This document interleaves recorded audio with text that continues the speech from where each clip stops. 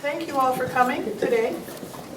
This is a learning opportunity for all of us to understand and hear more about governance and cooperatives. And to do so, to lead us through that discovery process, this is Michael Healy.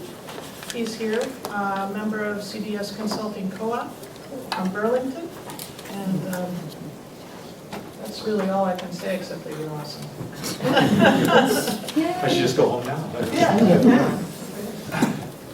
Hi, thank you for having me here and including me in your conversation. I should say, to start with that, this is my co-op. I'm a member of Brattleboro Food Co-op. I'm psyched that you all are paying attention to it for me. It's one of my favorite co-ops in the country. I'm a member of several others that I think are really awesome too, but I think this co-op has done some amazing stuff in this community, which is why I joined it.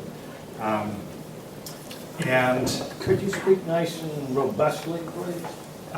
Yes, I am speaking robustly. So that I'm also a member of a bunch of other co-ops, and I'd like to tell you a little bit about them. Half a dozen food co-ops. My hometown co-op, Onion River Co-op, some of you know as City Market. What I find is the old timers, we call it the co-op, and the new folks call it City Market, but it's all the same. Really excellent co-op doing great things in the community. I'm a member of the Intervale Community Farm Cooperative. I'm not sure how many of y'all know about ICF in Burlington, but when I was on the board there, we reconstituted that organization from being a not-for-profit organization to being what we believe is the first and only consumer-owned CSA farm in the country. We haven't found other examples yet. Member of a couple credit unions, and also a member of CDS Consulting Co-op. And I also should mention that my colleague Jade, also part of CDS Consulting Co-op, is here, and I'll tell you a little bit about our co-op. We have a great team of people that all of us are independent contractors, independent consultants. Our cooperative was one that when we formed it, we had to go call some co-op experts and say, what are we doing here? What's going on? And they helped us understand that what we were doing was creating what's called a shared services cooperative. And a shared services cooperative, there are some around the country. I'm not employed by my cooperative. I'm not an employee of CDS Consulting Co-op, nor is Jade. We're each independent contractors, independent consultants, and we formed this cooperative to provide services to us as independent consultants. And our cooperative has been in your news lately. And it's always fascinating for me to read what other people say about me and my co-op. And part of what I understand is that most people don't understand our co-op because it's kind of a weird one. But I want to make sure you understood that I'm just me. I'm not CDS Consulting Co-op. So it's just Michael hanging out here with you all tonight. CDS Consulting Co-op, I'll just tell you a little bit about it, again, because I know it's been in your news and I'd like to give you my perspective on our co-op, but that's not really the point of our evening here. We have about 24 people, members of our cooperative. We live all over the country. As a cooperative, we have a twofold mission. One part of our mission is we want co-ops to be stronger. That's why we exist. The other part of our mission is that we want the independent consultants that are members of our cooperative to have right livelihood. And so for me to be here working for you tonight is right livelihood. I feel like I'm working on behalf of something that is making my world a better place. And that's really what I'm trying to do and my colleagues are trying to do. One thing about being a consultant is that I know that nobody does what I want them to do. And so you might have understood that I have a lot of power, or CDS Consulting Co-op has a lot of power and is making people do things, but I've never found that to be true. I have found that sometimes people like my advice and take it, sometimes they don't like it, they don't take it. I usually try to say, here's a range of options that I think makes sense, here's what I've noticed, here's what I think has worked for other co-ops that might work for you. And so here tonight, I am just going to try to say, I've been doing this for about 15 years or so, working with co-ops and boards, primarily on the governance side of cooperatives. And there's some things that I've started to understand. I'm going to tell you what I understand. I don't necessarily think I'm right, except I do, of course, think I'm right. But I know a lot of other people think they're right too, and that's part of what happens. So I'm just here to make sure I share some perspective that I think is useful, some valuable language, some ways of putting concepts together that have helped me understand what's going on. And then to have some conversation to see if any of it starts to make sense to you. Like you can take things and put pieces together in a way that makes your conversation work for you. Being on that outside looking in, one thing I understand is that you all are in the midst of a lot of hard conversation. Just a lot of stuff going on. And so my goal as I thought about coming here today is that I just want to be of service in your conversation. I want to add some ideas, ask some questions, put some things out that might shift thinking around a little bit. It might help you understand something differently than you did before. So hopefully you're open to that. I'm certainly open to being told I'm wrong, because I get told that all the time. But there are some things that I think I'm actually pretty close on, that I think I figured a few things out. And mostly because I've been learning from folks like you who are doing this and saying, well, what about this? What about that? And trying to find answers that make sense. So before I go on, I want to say that my goal is to spend a little bit of time kind of talking at you, throwing out some ideas. Take a break, see if you have questions about what I'm saying, just so that we make sure we've got kind of basic understanding. And then, kind of at the end of a presentation and a little bit of checking along the way, have more time for kind of open conversation and question where I can be in your conversation or out of your conversation, whatever is most useful to you. That's kind of the format I have in mind. The first hour will be mostly, here's some information I have, here's some ideas I have, any questions about understanding, do that a few times, and then really open it up.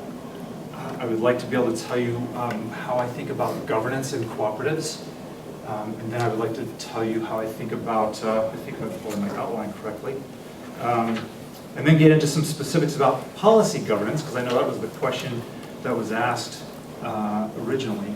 And I said, no, I'm not going to come just talk about policy governance unless I get to talk about cooperative governance also. And so I'm going to start there. So that's kind of the plan of the evening. So first, any questions about who I am, the work I do, CDS Consulting Co-op, or why the heck I'm here or you're here? When you make your presentation here, do you want questions as you go along, or would you rather hold them until you're done? As I was thinking about it, I thought probably what would be, if it works, is if you have a question and I think I can answer it relatively quickly and easily, let's just do that. And if you have a question, I think, well, that's a deeper question, maybe hold it to the side and then come back to it. Would that work? So there might be some things that I can quickly clarify, respond to something, but I don't want to go so far off into a direction of a particular question that I forget kind of where I'm headed. If that works for you, that's what I'd like to do.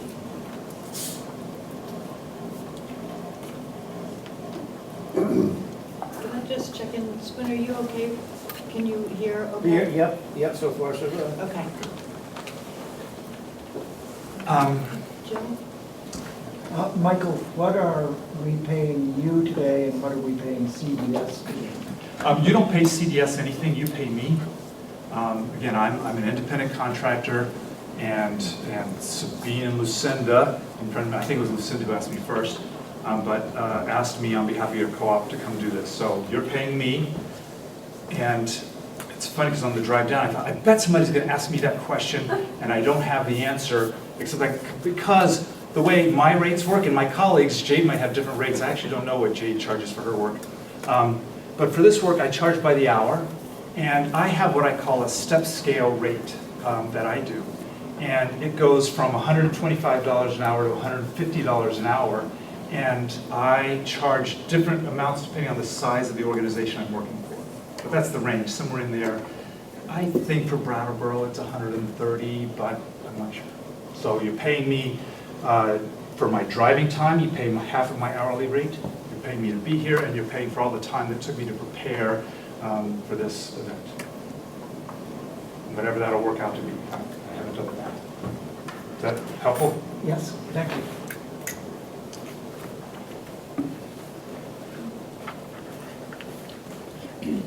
Okay. Always at those moments when I'm looking for questions, there aren't any, I think, okay, either that was so crystal clear and brilliant, everybody's got it, or they're like, we don't know what's going on. And so I'm just going to make sure I give enough time that if you are trying to formulate your question, you have a chance to ask it. But I'm just going to keep on going on. So here's one thing that has occurred to me when we have this conversation. I see a bunch of these laying around. This is not my time to tell you to turn it off, right? It's not that. Tell me what you think I like to do with this machine right here. Come on, give me something. What do I do, or what do you do with your version of this machine? No fair, Jade, you can't be a plant. Record yourself. Email? Yeah. What else? Selfie? I hardly ever do selfies, but when I do, this is the thing I use. Yes. Yes. Calendar? My calendar is here. Phone call. I make phone calls on it. I answer phone calls. You look stuff up on the internet. I so look stuff up on the internet. Pollute? I pollute with it. It does. It does pollute, yes. I don't use You it to choose pollute. to pollute. Yes. Yes. Play games. It's a good guess, except I don't. What I find is fascinating to me is if I ask you the answers, except for that one, I've never had that answer before. Brilliant. No one has ever said what you do with that machine is use the Android operating system. That's never the answer. Because that's not actually important to most of us when we're talking about what we use these things for. The operating system, there are a few nerds among us who love to argue over whether Android or Microsoft or Apple is the right operating system for a phone. But for most of us, we use these things not because of the operating system, but because we have fun with it, because it's a tool that helps us accomplish something, for all the things that that operating system allows us to do. Policy governance is an operating system. It's an operating system for boards. And so when I ask boards, what do? It makes me crazy when boards say, we're a policy governance board. I think, oh, that is such the wrong answer. That is so not true. You use policy governance as an operating system, but as a board, you are doing so much else. And so what I want to know is what you're doing as a board. I don't really care what operating system you're using as long as that operating system is helping you accomplish the things that you say your work is, the things that you say you're trying to accomplish in the world. So part of what I've noticed is that in boards that I work with and in co-ops that I work with, folks get really all tied up in knots about fighting over the operating system of the board. But they don't do that in most anything else in their world. I think that might be that we are chasing down the wrong rabbit hole. That maybe if we could ask a different set of questions, if we could ask and have a different kind of conversation, it might be more productive. It might be way more productive not to argue over the operating system or question it, but just ask, is that operating system helping you accomplish what you're supposed to be accomplishing for your cooperative? If it is, great. If it's not, let's figure out what's going on. So I'm going to come back to policy governance as an operating system for a board, but I don't want to start there, because for me, it doesn't matter what the operating system is if we don't understand the context within which we're trying to make something happen. Boards exist within a context. They're there to try to do something in the world, and the operating system is the least of it. We can't figure out the operating system until we understand the context. Does that make sense? This idea that policy governance is an operating system. That's what it's designed to do. It's designed to help boards operate. It's designed to help boards function somehow. So the question first that I'd like to get to is, what's the point of the board? And then let's figure out what operating system it might use to accomplish that. Any quick questions, thoughts on policy governance? I'm going to come back later and talk more about the details of policy governance, because I know for some of you that's really what you came to hear. But in a minute, I'm going to set that aside and then step back out with a wider lens and think about cooperative governance. But before I do, any thoughts, questions about that idea of policy governance as an operating system?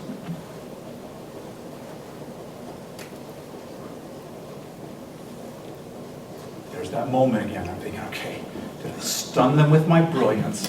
Or are they thinking, this guy is such a whacknut and I have no idea why I'm here? I'll give you something.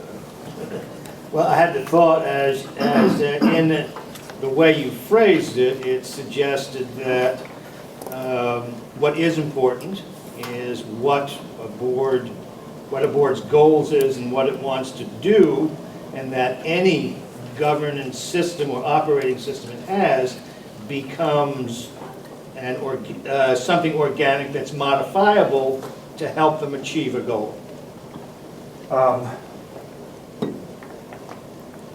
If I understand what you're saying, I think yes, yes. Every operating system is modifiable. You ever shut down your computer? It's like, hey, you can't shut down yet. We're modifying your operating system, right? Windows is updating. Relax, you can't do anything, right? Operating systems are always being modified. Right? That's part of, there is no operating system that never changes. They're always being changed. So the same would be true of an operating system that a board uses, or that any group of people uses, right? Our operating system would be updated and changed as needs changed. Yes? Articulate it well, but I'm thinking the operating system of Apple, of the iPad is rubber stamping everyone. And I'm just wondering if when a board is being updated, if they're all trying to stay in the same operating system where they can't think or adjust to the individual needs of that cooperative.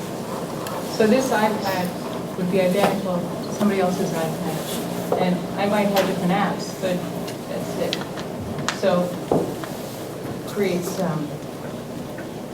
loses variety. I don't know what the word is. Part of the question would be, do you have the variety on this that you want? Are you able to do you have the apps you want? Are you able to do the games you want?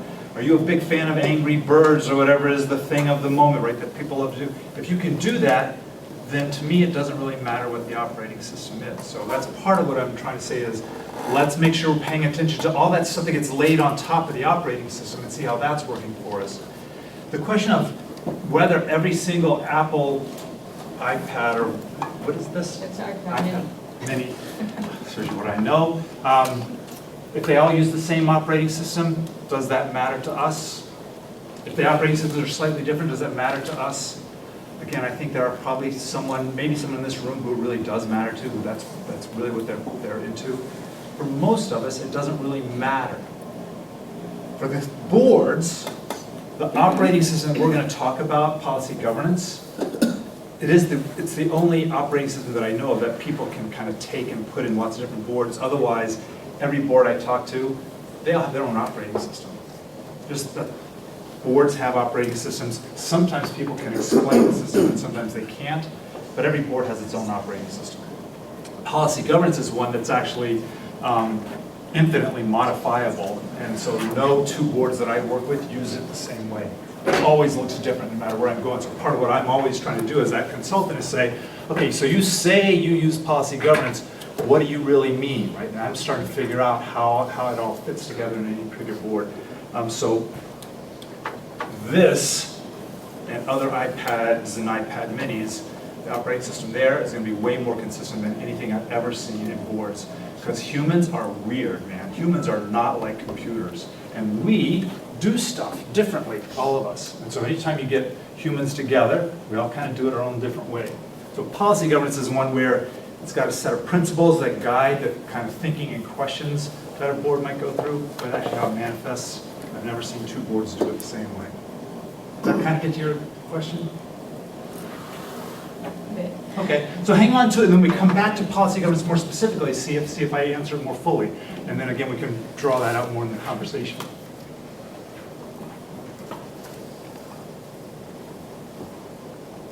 Y'all are so kind to have me here, thank you. I gotta tell you, before I go much further, and I was realizing because I was sipping water here, I haven't been this nervous for a workshop that I've done in years. It's been really fascinating to me that I'm pretty good at my work, but every time I have a new job, like yesterday I was leading a board retreat for my hometown co-op. I'm thrilled that they're one of my clients. And so I was working hard. I was like a little nervous, this is all gonna work, but I felt like I knew enough what I was going into that it would be okay. And this one, driving here today and talking to folks ahead of time, like, wow, it's been churning for me. It's really been churning. I thought, I'm walking into something that I have not walked into in a long time here. And so, and I just realized now, like my mouth is dry and I'm still kind of nervous. Wow. I don't know whether I'm carrying this in myself or whether it's real, but I just really appreciate that y'all are being kind right now to me because I'm not feeling it. But you don't have to be kind to me. I'm happy to take hard questions and things like that. But I was just realizing, wow, this is just feeling really different. Yeah. So, Michael, I hope that you don't get any hostility from any of us. I personally have a deep hostility to policy governance, especially here. Great. And this is what you're, well, you could dread this, or you could take it as a challenge. I think that these analogies with computer systems and things are beside the point. I think that the experience of shareholders in this co-op is that they will approach the board for something that they want representation on. They'll approach a member or they'll approach the whole board, and they will express themselves, and they will learn that the board will not represent them. And then they might just walk out and be unhappy, and then they might sell their membership back, or they might say, well, the heck with it, it's just a buying club or something. And then the next, but some people keep going, and they say, why not? And the why not is always policy governance. And then you say, well, what's that? And then comes this long string of boring stuff, and again, long before they get anywhere, they've given up and quit, and they quit on an individual basis, and they are not represented. They are just turned off, and that's what happens here. And this is a universal dilemma that you all are facing. And there's a couple things, so part of what you're asking is a way deeper question. I appreciate you saying it wasn't about me, because I've learned not to take it personal, even when people say personal things. Part of what I have come to believe, this is how I see the world, and I don't want to spend too much time on the policy governance part or the specifics of your co-op questions first, because I want to come back to the sort of this overview of what I think about cooperative governance. But part of what I think happens is co-op boards are made up of people like us. Maybe there's a board member or two sitting around this table, right? And you look in a room and you go, who are the board members? They're just us, right? They're just people. And they're people who have lives, they have families, they have jobs, they're busy, and they've got this little part-time thing they're doing, serving their co-op. And what I have been able to do by having this be my right livelihood for 15 years is immerse myself in this and learn language and learn ways of talking about it that I try to share with others. But a lot of the people that I work with on co-op boards haven't done that. And so they'll say things that I think, you saying it that way is not going to serve your co-op very well. It's going to lead people to respond that way. And I, as a member of Brattleboro Food Co-op, get the Food for Thought newsletter, and I've read some of your very thoughtful, well-meaning, hard-working board members try to explain their board work, and I read it and I think, oh, I wish you hadn't said that. Because they'll say things like, we're a policy governance board. And I think, oh, stop. It turns out not to be helpful to say that, but it's a shorthand way of trying to say all this other stuff that board members have been learning, and they're like, if I can just say it's a policy governance board, that's true, but the people who are hearing it, all they see is that, and that gets in the way of then their understanding. So board members, I think, are often saying this as a way to try to help others understand. But what I have learned is that that actually gets in the way of understanding. But to get to understanding takes this, hours-long conversation. And oftentimes board members are like, I've got this article, it's due next week. All right, kid, just stay asleep for 5 more minutes, right? I'll write this article, I'll get it out. And to take more time and to learn more language and to be more fluent, it's a lifetime of work and learning. So part of what I'm hoping today is I'm actually speaking not just, I'm assuming you're not on your board the way you were just asking the question, and I'm hoping there are a few board members here, I haven't met everyone who's on your board, and I'm hoping that those board members are going to learn some language, some ways of saying things that are actually more helpful, that lead to better understanding. Because I think every time a board member says we do something because of policy governance, I think it's a mistake. I was just talking to someone else, a nonprofit person, because not all my work was with co-ops, and he was asking about orientations, and they're using policy governance as a model of governing. And I say, tell you the truth, when I do orientations now, my hometown co-op, they ask me to do their board orientations, and I never use the words policy governance. I don't consider that important as part of orienting people to what the board does. For most of the boards that I work with, that's crazy talk. That's the first thing they want to do. They want to say, we're a policy governance board. And I say, I don't use that word anymore. Not because it's not true, but because it's not helpful. So I'm going to come back to what I think policy governance is, and partly I'm hoping that you will listen for understanding, but I'm also hoping that the board members in here will think, how else could I say this that is useful? Yeah. I shared with you a little bit prior to this meeting about the situation that I found myself in on the board as a prior board member. But if I'm understanding what you're saying correctly, some people would say, well, Mike is against policy governance, and I'm not. In fact, I believe that any organization needs some kind of structure to it to run well. It needs something. It needs a blueprint. It needs guidelines. And policy governance, to me, that's what it is. And if I understood you correctly, though, policy governance, at least I think I heard you say, is implemented in different ways in different organizations. That it really has to be tailored to what the organization is trying to accomplish. And maybe the difference is not only the what's, but the hows and the people involved and the community involved. In other words, it needs interpretation. It's not something so rigid that this is it and then you just kind of plop it down in whatever organization you want. So it's where, at least in my view, and where I think I ran into problems on our board, was that was how it was being interpreted, and therefore how it was being implemented. And then I felt that there were it needed to be done in a different way because of our needs as a co-op at that point in time. So are you saying that it is something that needs interpretation and adjustment to whatever organization it's a part of? Everything needs interpretation. The world is interpretable. Nothing, there are a few things that are set in stone, like those things that are set in stone, right? The 10 Commandments.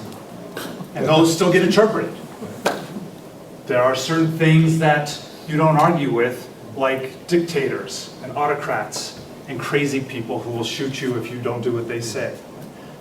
Outside of circumstances like that, human interaction is human interaction.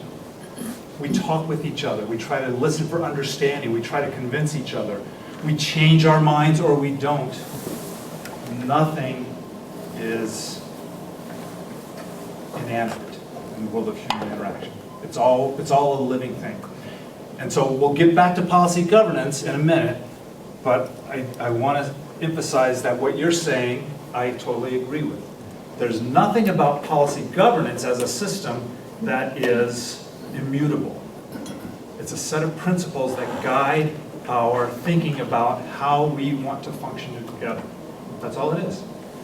Otherwise, it does not place any limits on human interaction, human decisions. It just says, here's a way to think about how you operate. So now think about it and make some decisions about it. That's what it is. So we'll get back to that in a second, but totally what you were saying is true in what I'm going to describe.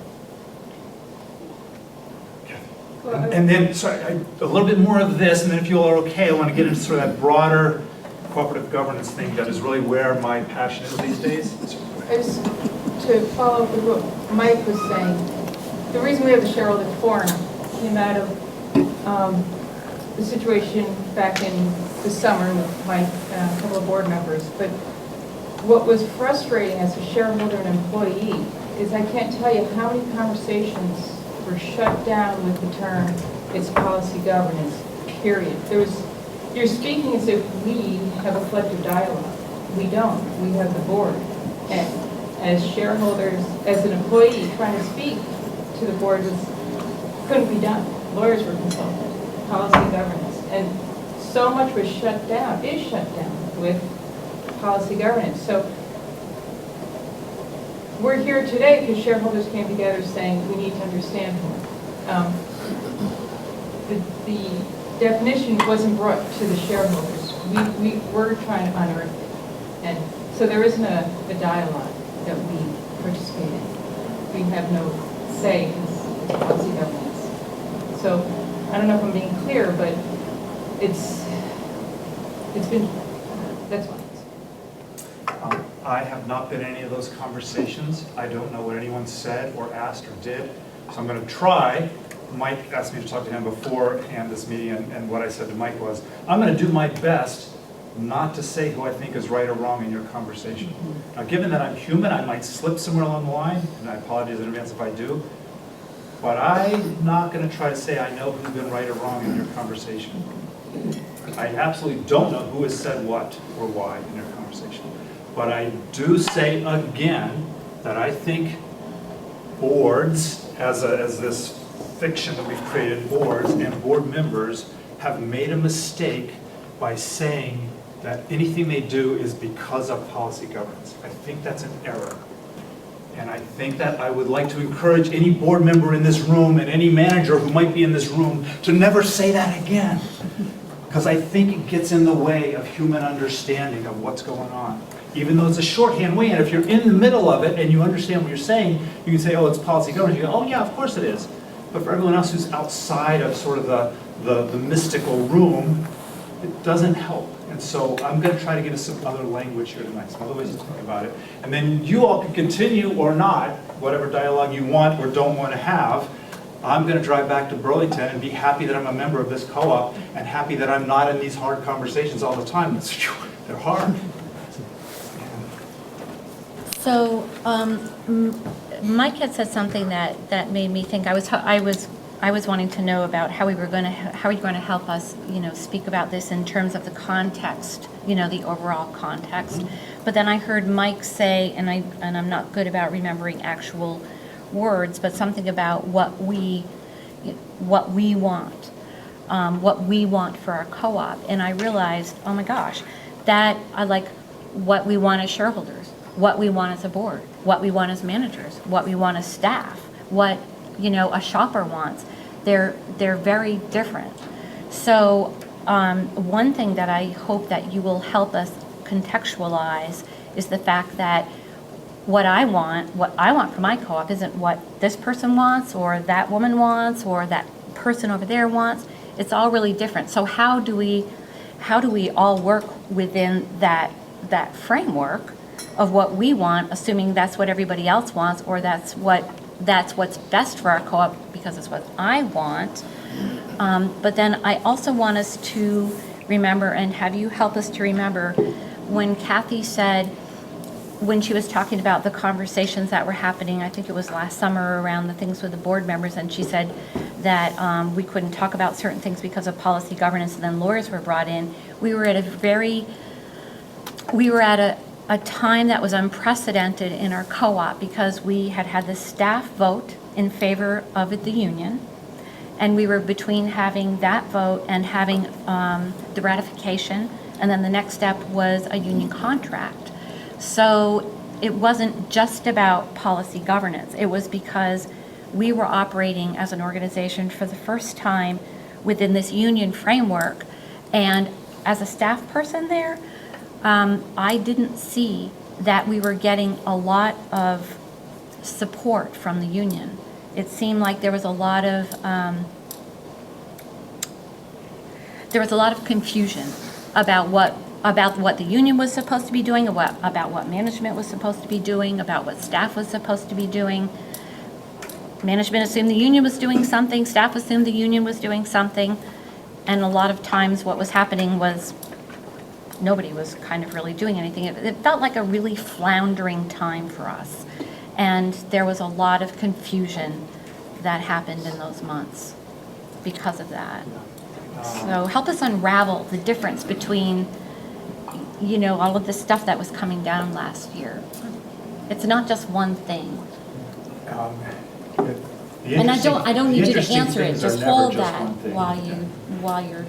So one of the things is, over the years of doing this, I've also done some of my own learning about unions and the confluence of unions and cooperatives.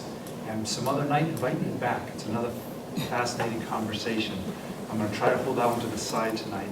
But partly what I wanted to come back to, and the way you started asking your question, I think is really, if I could, to folks a bit, is how do you have any idea what we want? How do we have any idea how we decide things? And in my mind, when we start asking those sorts of questions, we open up this amazing world.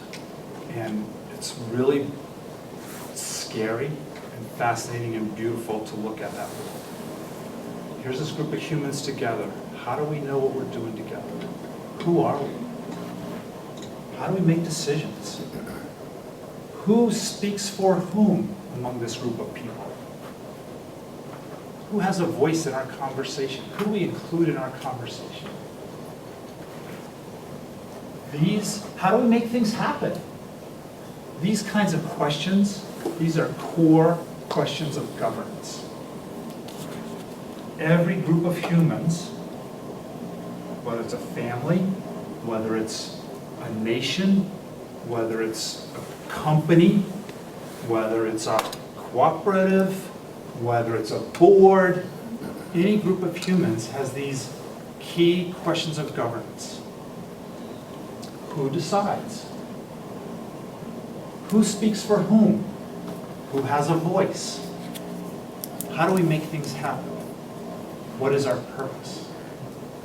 So as a cooperative, Brattleboro Food Cooperative, there are 6,500 or so people trying to answer those questions. How do we govern ourselves? We're now this thing we've incorporated. We're now this magical new being that didn't exist before. And poof, out of nothing, we've become gods. We've created this new being. This being that's made up of 6,500 people, and we have to figure out how to govern ourselves. Whoa. Imagine that anyone could ever do this, and yet you all are doing it. Many people in co-ops around the country are doing it, and so I want to get into governance in this bigger way in a second.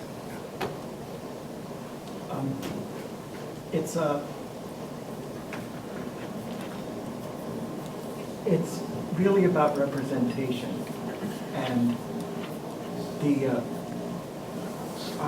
in my opinion, as a shareholder, I'm not represented in the co-op. I'm not a member of a functioning co-op. Now, you might say people want different things. Some people want an expansion and some people don't. Or they want a different kind of expansion or whatever. What I want is the opportunity for the cooperative, everyone in it, to discuss the expansion or whatever it is, and then vote on it. If you have a real discussion and an honest vote, then the people who lost can be happy with the expansion, they can say, or the not expansion, or whatever happened. I think that this cooperative really needs to stop thinking that what individual people want is, you know, a new building or not a new building, or what we really want is democracy. Great. And if I ask everyone in this room what democracy is, I'm going to get 20 different answers. Isn't that amazing? Or isn't that frightening or something? That's how it works. And so as a cooperative, this thousands of people say, all right, we have to figure out who decides. And when you ask that question, what you're asking is, who decides what? We're going to ask ourselves, who has a voice? And once you ask that, you can say, who has a voice in what? What are we talking about? And so as a cooperative, folks in this community organized and said, what decisions will the members make as a whole? Which decisions belong to the members?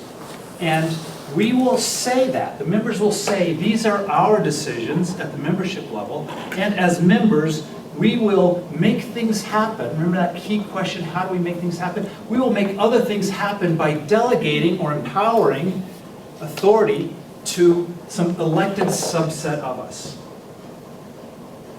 We as members, 6,000 people, can't make every single decision in the cooperative. Which decisions will we make together? Let's say that, and let's write those down. And that's why cooperatives have bylaws. Let's write down, the 6,500 people together will say, here's what we decide together, and everything else we empower a board to decide. So then there's that board, and they're elected. Oh, that's one of the things the members say they get to decide who's on the board. Right? That's in the bylaws. That's a decision held at the member level, not at other levels. And the board is sitting there going, gosh, I'm really busy this week. Who's going to run the store? Maybe we should hire somebody and empower that person to make some other decisions. So the board says, which decisions will we decide? Let's make sure we clarify that, and let's write those down. Here's what our decisions are, and let's empower someone else. Let's delegate authority to someone else to make the rest. Who's the lucky dog that volunteers for that? Oh, Alex, gosh, nice guy Alex. Alex says, yeah, I'll make all those other decisions for you. And so there's Alex now. He's part of the governance system because what we're asking is who decides. A manager is part of the governance of a cooperative. The members are part of the governance. The board is part of the governance. And there's Alex saying, wow, that's a really lot of stuff going on here. A lot of people want to shop here on Sundays, and actually I don't want to work every Sunday. I'd better hire some people to help out. And so I'd better empower them to make some decisions. So we ask who decides. Everybody in the cooperative has different responsibilities for deciding different things. All of us are part of the governance of the cooperative. As an individual member, I have 1,000 decisions that are mine to make and mine alone. And if I start asking you, you can start puzzling those out. There are some decisions that you do not get to make for me. And there are some decisions that are made by the thousands together. I don't get to decide who's on the board by myself. I just get to cast a vote, and the accumulation of all the votes is actually what decides. So within the cooperative, we have to have some system of saying, who decides what? Everybody in the cooperative is part of the governance. And in my mind, this is something that our CDS, our CBuild team, CBuild is the subset of CDS, this program that your board is part of, right? Yes. Cooperative Board Leadership Development. The folks who run that program, over the years of watching boards, called Boards Use Policy Governance, which seemed to really serve a need within food co-ops, we still kept scratching our heads going, something's missing. There's still something missing. And what we got to understand was there wasn't this broader understanding of governance within cooperatives. And so we rolled out a year and a half or so ago our 4 pillars of cooperative governance. And for any of you who subscribe to Cooperative Grocer, I know you love that magazine and can't wait for it to show up in your mailbox. The one that just came out had an article that I wrote about how managers can help create good relationships with their boards. Some things that some managers don't know how to do, some do really well. There's other really wonderful articles I've written. You should subscribe. It is a great magazine. One of the articles that came out a year and a half or so ago was not written by me, but some of my colleagues, and we spent a lot of time thinking about this and talking about this. What is it that we could offer to the community of food cooperatives that would be useful? And so we crafted this what we call the 4 pillars of cooperative governance model. In part because we realized that so many folks were so focused on policy governance, and that was not serving us. Not that the policy governance was wrong, but that focus on the policy governance missed this larger picture that everybody in the cooperative has a valuable role to play in governance. Policy governance is not what governs the cooperative. Policy governance is just taking care of those 11 people that are on the board. It's how they govern themselves. It doesn't say anything about the other 6,500. And it actually only says a few things about how the board functions. So, it says within policy governance, there was not much focus on how to do strategic thinking, how to think far ahead. Policy governance as a model doesn't really help with that a lot. And I'm going to come back to policy governance, as I said, but what we were trying to do is say, how do we help folks understand, think about, ask questions about everybody's role within the cooperative? So tell me your name. Well, I'm Joe. Joe. So Joe says, we should take a vote on expansion. Well, I would say, then I would look in the bylaws. Did the members say that expansion is one of those decisions that the members make together? If it is, then I would say, absolutely, we should be voting on that. And if not, I would say, oh, then probably that's not a member decision. But then I would go to who has a voice in that decision. I would expect that every member would have a voice in that conversation, but that the decision would lay somewhere else, that the members had delegated or empowered some subset of the members to make that decision. So this gives us a way to think about who makes which decisions. Is this a decision that staff people are making? Is it Kathy who's here? Okay, Kathy, right? Yeah. Kathy, who works in the store, does she want someone else, Kathy, does you want me as a member to tell you what you're supposed to do every moment of the day? Or do you want to be empowered to make some decisions to help make it work the way you want? I always assume that people who have jobs want to have some power in that job, some sense of agency, that I can be actually in charge of some aspect of it, knowing that there's some overarching things that are directing some of my decisions, that are limiting some of my options, but within that I have some ability to have joy, to create things, to make the world better in this sphere in which I'm working. So Kathy is part of the governance of the cooperative. There are certain things that as an employee, Kathy is deciding for us. As I go in there as a customer, there are certain things that I'm going to decide either to buy or not buy. To say hello or not say hello. Whatever they are. Some decisions are made at the whole membership level. Some decisions are made at the board level. Some decisions are made at the management level. Some decisions are made at the staff level. Some decisions are made at the individual person level. That's governance. If we're going to have a democracy of the people, by the people, for the people, all of us have to have some place within the governance. We can't just say it's all about the board. And so I'm really fascinated by boards and how they function and what they do within organizations. And when I started, I thought it's all about the board. And what I've come to over 15 years is, man, so little of it is about the board. That the board is a very, very small part of the governance of a cooperative. That's so much else that's going on. It's going on outside of the purview of the board. When we start doing that, we open up this other conversation. We don't get so intense about how the board is working, but just like, is what the board doing serving the rest of us and able for us to be able to govern ourselves the way we want? If so, great. If not, let's work on that. Gosh, I feel like I was just kind of getting on a roll there. I want to stop for a second. So what about this idea that governance is more than the board? Governance is us. And that all of us have some role to play. That there's different decisions different people are making. But all of us have power to make certain decisions. And some decisions we have specifically delegated to certain subsets of us to make. As you hear this sense of governance, do you think, that's nice? That's stupid? That's helpful? You don't understand it? Where are you with that right now? Well, I personally think of this as a system. The system is all of us. We're all a part of this thing that we're trying to make work. And we have different roles in that system. That's how I conceptually think of this.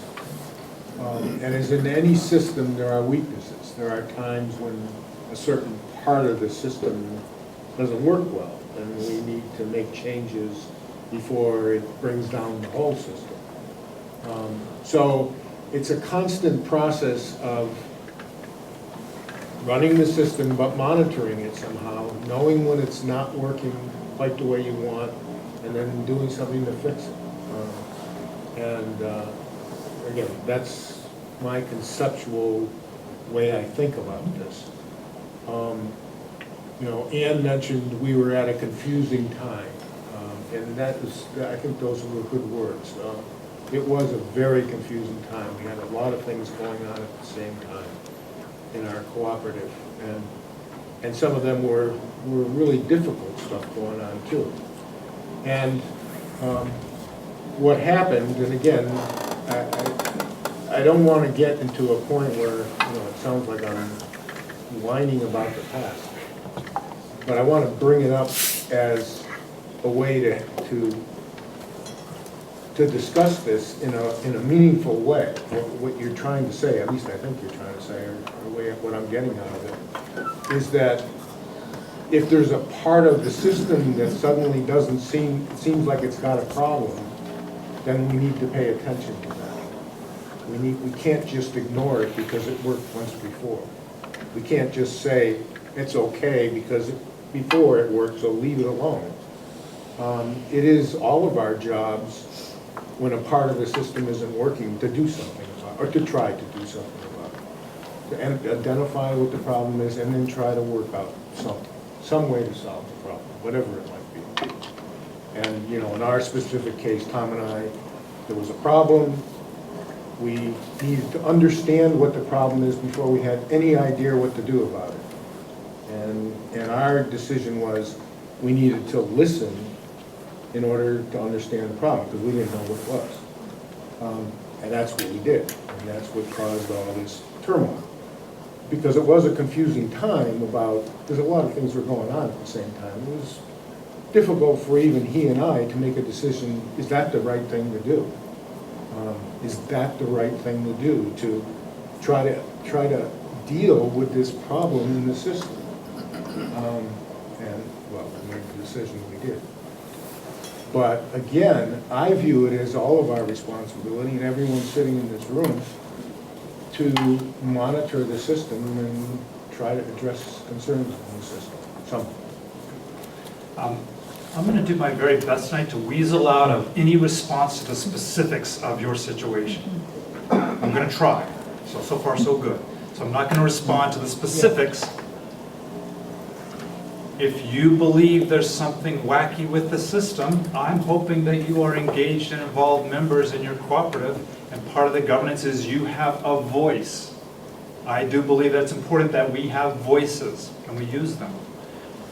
What you see as wacky in the system might be different than what you see as wacky in the system. So we start talking to each other about that. Right? So human interaction is still essential. There is no system that just runs itself, right? At least not in the human world. Right? This system runs itself most of the time. Here, it only works because we're involved, we're engaged in the conversation. So we have the conversation. I think this is what's happening. I think this is what's happening. Let's talk it through. Either we just talk about it until we reach understanding, or someone else makes a decision about it to change it. I don't know who's making which decisions, but nothing that I'm going to talk about tonight is going to say what you should have is zero human conversation about this. What I'm going to say is that's how we figured it out. Human conversation is how we figured it out. So that's part of what tonight is about. It's the conversation. And my assumption is, leaving here tonight, it's not all going to get figured out. By 7 or 8 o'clock tonight, all the answers are not going to be crystal clear. The conversation will continue. I just hope this is part of the conversation that's useful. But it goes on forever. It's a lifetime of work if you're into it. I'm into it. I have a great time in these conversations, even though this one makes me nervous. But they're wonderful places to be if you're willing. Hang on one second. There was in the way back. No, here. What I was going to say is, when you spoke before about the governance thing, and all the different pieces of it, and who gets to decide what, and, you know, it has to, like, you know, fall where it falls in terms of members decide all together the bylaws, which this is new to me, I didn't know that. And then when it comes down to, like, the running of the store, we have to delegate that, you know, and each of us has our role. So in our co-op, we have labor and management. We have our union, and we have management. We have a labor management committee that meets together to try and figure stuff out. And we have stewards. I'm also a steward. So there's that. And then there's, you know, staff, a lot of staff, like 180, right? Something like that. And you said the 6,500 members, of which many of them are shoppers, and that's about it. And then some of us like to get in this room and talk about stuff. And I really appreciate that. So those are some of my thoughts about what our system is. And I also, when I think about democracy, I think about like a setup of checks and balances. That there's that, you know, and I think that helps it to work. That sense of checks and balances for each other, because we have different viewpoints and ideas, and we're not going to know what those are unless we really talk about it. It's an interesting example, because just in the last couple of years, I've been noticing this, and how my own thinking is maybe I'm getting dumber or smarter, I don't know, but it's changing, right, how I think about things. And so that term, checks and balances, I mean, where did that come from? That comes out of our national government, and sometimes even our local governments, where you have these different arms of government. And the design at our national level was this really smart design, right? We're trying to get rid of the monarchy. We don't want this overarching autocratic government system, but we want a system of the people, by the people, and for the people. But we also then want those people to have checks and balances. So we set up these three different sections of government that have their various roles, and they exist to check and balance each other's power. Cooperatives are not national governments. They aren't nations. And so the language of checks and balances, in my mind, is less useful in a cooperative, when you think about cooperatives. In my mind, the language that's way more useful and way more powerful is the language of accountable empowerment. Because empowerment is that idea of how do we make things happen, right? We own a business together. We're trying to make things happen. This is not just a social book group, right? We're actually here because we own a business and we're trying to make things happen. And for us to make things happen, we have to empower somebody to do those things. But because it's not theirs, the co-op doesn't belong to this guy sitting here, it belongs to us. We want to make sure he is accountable for the use of the power that we've delegated to him. And so on down through the organization. Every staff person should be accountable for their use of the power. Boards should be accountable for their power. That should just be, and it's not the kind of accountability that is in the paper every day. We're going to hold somebody accountable for this fiasco. It's not that. It's not the after the fact, who do we punish for this bad thing. It's, can we build it into our system of governance? That anyone who has power is accountable for the use of that power. That's an amazing conversation when we start creating systems that allow for that and encourage that. I'm going to take a couple more questions here, and then if you're interested, I'll tell you a little bit more about policy governance too. My understanding, and people could correct me if I'm wrong, my understanding is there was a serious problem with, I think, 6 employees in the co-op. They went through the normal process that is set up very clearly within the framework of the co-op. They went to the human resource person, they went to the GM. They got nothing satisfactory from either interaction. They didn't know where to go. There was no place else to go. There was no union. There was nothing. So my understanding is then they went to the board because they thought maybe someone would listen to them. And I think this is where I come in, because I find that a very frustrating process. And I really don't know how to help this. And I think it's a very, very important breach. And it's serious. And another way to look at that is, Dad says no, go ask Mom. And if Mom says yes, isn't life good? Unless, of course, you want parents who want a cohesive family, in which case they're probably not going to undermine each other's authority. And so part of what any governance system has to do is say, let's just be clear who actually gets to make this decision, and empower them to make that decision, and not undermine their ability to make decisions by then unmaking the decisions they've made, or making sure they're accountable for their decisions. So often we go up and we get the no that we don't like, and we want someone else to say yes, and so we keep trying to find somebody who will say yes for us. Somewhere down the line, there is it's like the old story of like, what's the earth built on? It's turtles. Well, it's just turtles all the way down. Well, in co-ops, it's just not turtles all the way down. Somewhere it just stops. There's some final authority, and somewhere down the line, there's going to be an authority where somebody's not going to like the final answer, and it just doesn't go any further. It's like, that's the answer. I'm not satisfied, or I am satisfied. That's just the answer. And so with any governance system, we still have to say, where does it stop? And that can be anywhere that you decide, as long as you say, this is our agreement, and we clarify that is our agreement, and everyone knows that's how the system works, then that's what you do. Oftentimes within that, it doesn't really matter where you decide it stops, someone is not going to be happy with the final answer. So in my mind, that can't be the criteria we use to determine our system. If the criteria is everyone will always be happy with the final decision, we're sunk. We just can't do that. So how do we have a reasonable system that gets to places where people do have chances to have a voice, but we still know who gets to make the decision? Wait, in the way back. Do you have any concrete examples of how accountability is built into the bylaws? Yeah. You vote for who you want on your board, that's one thing. So you all as members choose who's on the board. If you don't like who's on the board, you don't vote for them next time. Right? So that's sort of a standard representative governance kind of system of accountability. You have member meetings written into your bylaws, right? So that at least once a year there is face-to-face contact between the elected board and the members who decided to show up and don't have something better to do on that Sunday afternoon. But you have this built in, right? So that's face-to-face accountability. Your board, our board, I should say, right? I'm remembering I'm a member here. Our board also puts out an annual report every year. Co-op really does, but the board is part of that, right? That's accountability. Let's account to our owners, to our shareholders, to our members.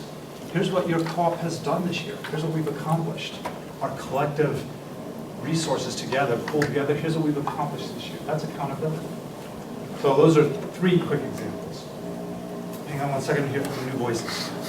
Yeah, you use different kind of analogies. Family, for example. Yeah. I'm very surprised about that.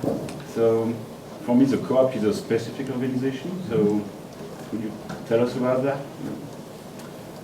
You don't like my analogies? No. I'm sorry, but no. I have found that stories help us understand, but if they don't help you understand, I'll stick with stories that talk about co-ops as much as possible. Because I think, oh, what's this like? How do I understand this? Right? How do I make some sense of this? So in your cooperative, you have a system where the members have said, here are the things we decide together. It's written in the bylaws. And the members have said, we're going to elect a subset of us to make all further decisions. That's the system. The members didn't say, as a whole, we will make all these other decisions, or that we will undo the decisions that we don't like that other people make. That's not what the bylaws say. The bylaws just say, we'll make certain decisions, and we'll delegate, we'll empower to a board all other decisions. Every decision that's not against the law or against what it says in these bylaws, your bylaws say the board is empowered to make. That's just how your bylaws are written. You'd be silly to write them any other way, but you could, right? People do silly things all the time, so you could have a different organizational system, but that's it.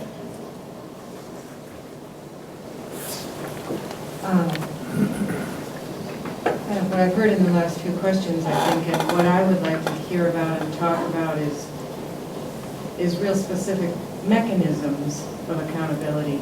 I mean, I think what you've heard come up several times, is that there was a sense that something really wasn't working in the way it was set up, and there wasn't really, or there didn't appear to be, or no one knew what it was, a process of, how do we change those bylaws? How do we really affect those policies that the board is dealing with if we feel like this is no longer working? Beyond just waiting for the next election and passing, in a more concrete sense, real mechanisms of, I won't call it checks and balances, but in reality, there does need to be some kind of a way to watch out for problems. I mean, there are people involved, and people make mistakes, and somebody needs to be able to catch them. And it's not, it doesn't always happen, so we need to make adjustments so it doesn't work. A couple things in here. One is, who has a voice? You have a voice. And so if you see something that's not working, you can say, I don't think this is working. You can say, I think you should change your decision. You can say, I hate you. You can say whatever you want. You can be in the conversation at whatever level you want to be in the conversation. Who gets to make the decision about what the board's policies are, what the board's decisions are? The board does. So all any of us who are not on the board can do is try to influence individual board members or the board as a whole. We have a voice, but we don't get to make that decision. We, as individual members, or even as a group of a forum, whatever we decide to call whatever group we're part of, we only have a voice in that conversation. We don't get to decide. And that's just how the system is designed. And so what's interesting to me is so far we've been talking about a lot of things about checks and balances and changing decisions. We haven't even gotten into policy governance. And I just want to remember or remind us that that's good. That what we're talking about is not policy governance. We're talking about the governance of our cooperative. And that's really the heart of this conversation. How do cooperatives govern themselves? How do we, as members of a cooperative, govern ourselves? So we're going to come back in a minute, if you'll let me, to policy governance, because I know that was one of my assignments tonight. I don't want to leave here not doing my assignment. But I'm loving that we're talking about governance of the cooperative. Michael, I'm here because I believe that this cooperative is profoundly misgoverned. And I have a list of symptoms and examples of this misgovernance. And you are the expensive expert in policy governance. And what I'm looking for is a way to decide whether it's more productive for me to talk the cooperative into insisting that the board eschew, or whatever is the best verb, policy governance, renounce policy governance, or whether that's a waste of time, whether they can improve their governance without renouncing their beloved operating system. So I'd like to encourage you to hang on to that list as much as it's helpful for you. But I think it's going to be most, in my mind, most useful not to try to convince your board to change their operating system. Because then they're just going to need another operating system. A board needs some structure, some system to function. So if you make them stop using that one, they're just going to say, okay, what are we going to do? What's our system going to be? And then that will be their focus for a while to say, how do we operate together? Every board has to figure it out. How do we operate together? How do we understand which decisions are ours and which we delegate to someone else? So if you pull that out from under your board, then they're starting from scratch and they're going to say, okay, how do we do this? Most boards that I work with, they got to the place of using policy governance because they were in that place of going, how do we figure out who does what? And they were in that muddled place, and they found that this helped them answer those sort of questions. Once they're using that system, then you have other things to talk to your board about. Why did you make that decision? Why is your manager making this decision? Why isn't the whole board making this decision? Those are great questions, and those are questions that policy governance is designed to help us answer. So again, I want to come back to that in a second. There were a couple more hands, and then I want to turn back to policy governance. I'm really sorry I was late. I actually was late because I was on a conference call for another board that I'm on. So I missed the beginning of it, but I'm sort of picking up from what you're saying now. That I'm on two other boards, neither of which use policy governance. And so when you said it would be sort of stupid to let members have more of a voice, my eyes went up because actually one of the boards that I'm on, that I'm the president of, we, at the annual membership meeting, there are things that the members have to vote on, and it's not just bylaw changes. And so I'm sort of looking at it as a longtime co-op member since 1976, plus I'm learning about boards of nonprofits, and for me, the jury is out about whether this is the best operating system, but taking that off the table and just saying, this is like work within this operating system, if it means that it's an operating system where members don't have a voice except about who they elect and whether they make bylaw changes, that seems like a fairly small voice for members. It's much smaller than the voice on the boards that I'm on. And so, and the question that you asked about which decisions are ours, meaning which go to the board and which go to the members, that's one of the things I'm really concerned about. I think that's been, so I guess it's more of a comment / question is like, what are some of the other, maybe this is the question part, what are some of the other operating systems that the board could consider? This was actually billed as a workshop on co-op governance, we were told at the last floor, so it's broader than just and I'm interested in knowing what are the options out there. Policy governance is one of them. What are the other options? Great. I just did a little workshop for, you all know Norfolk, Vermont. So they just invited me in to talk to their board this week. And they said, we're just trying to think about governance, what the board could do. No crisis, nothing is bad. We're just in that questioning moment. So I'll give you the brief version of what I said to them. First, I said the same thing. Governance is way bigger than the board. For them, that kind of stirred some new kind of thinking. Right? So I said, I want to make sure you understand. And that's why like this workshop of making cooperative governance, what I was asked to do was a workshop on policy governance. So I said, I won't do that. I will do that within the context of cooperative governance. And so the same thing that this NOFA board, I said, here's how I think about it. Governance is just so much bigger than what the board does. And then within that, depends on how the organization is defined. So they have some bylaws, which they aren't necessarily following exactly, right? Again, nothing crisis, nothing bad, but just they say, oh yeah, we see these things written here. And I said, I think there's just kind of like 4 different kinds of boards. I think there is a fundraising board. Like when you go around the country, you say, are you on a board? Lots of people are on boards. And then when you say, what does the board do? Oh my gosh. Like we've all got, every organization has its own definition of what the board does. And so board, I found, is one word that means about a bazillion different things. But as I've wintered it down to, I think there's kind of 4 kind of categories of boards. Fundraising boards, the boards of the super volunteer boards. Like you got a new organization, you don't have any resources, you don't have any paid staff. The board is the people that do a lot of work. Oh gosh, it's like a test. What was the third one? One of them, the 4th, there's another one in there. It's like a board that has a fiduciary responsibility. A board that is there on behalf of someone else, that has a place within the organizational structure, the organizational chart, which is really what your kind of board is. Most food co-op kind of boards. Right? There's a fiduciary responsibility. The board is elected on behalf of members to make decisions on behalf of those members, right? To represent, to use that word, although I think that's a limiting word, but to be there and make decisions on behalf of these others who can't show up to meetings all day, every day. We're going to elect someone else to make decisions for us. That's a fiduciary board, and they exist somewhere within the organizational chart and how you do accountable empowerment. Who else is empowered to do other things? It'll come back to me the third one then. So the quick answer is governance is bigger than boards. Once you get into the board stuff, there's just a few different ways people tend to run boards. But then within that, there's just infinite variation.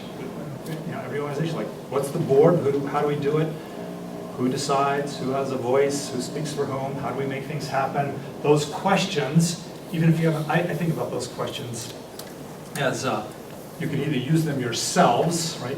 Or we can use them ourselves, any group of people to say, let's answer these questions and then figure out what we're doing. Or I can kind of use them as in a diagnostic way. I can look from the outside at an organization or group and say, who decides? No matter what they say, who actually decides? Who has a voice? Who speaks for whom? Right? You can look at an organization and understand their governance by answering those kinds of questions. Or you could be within the organization and say, let's answer these questions so we can determine for ourselves the kind of governance structure we want.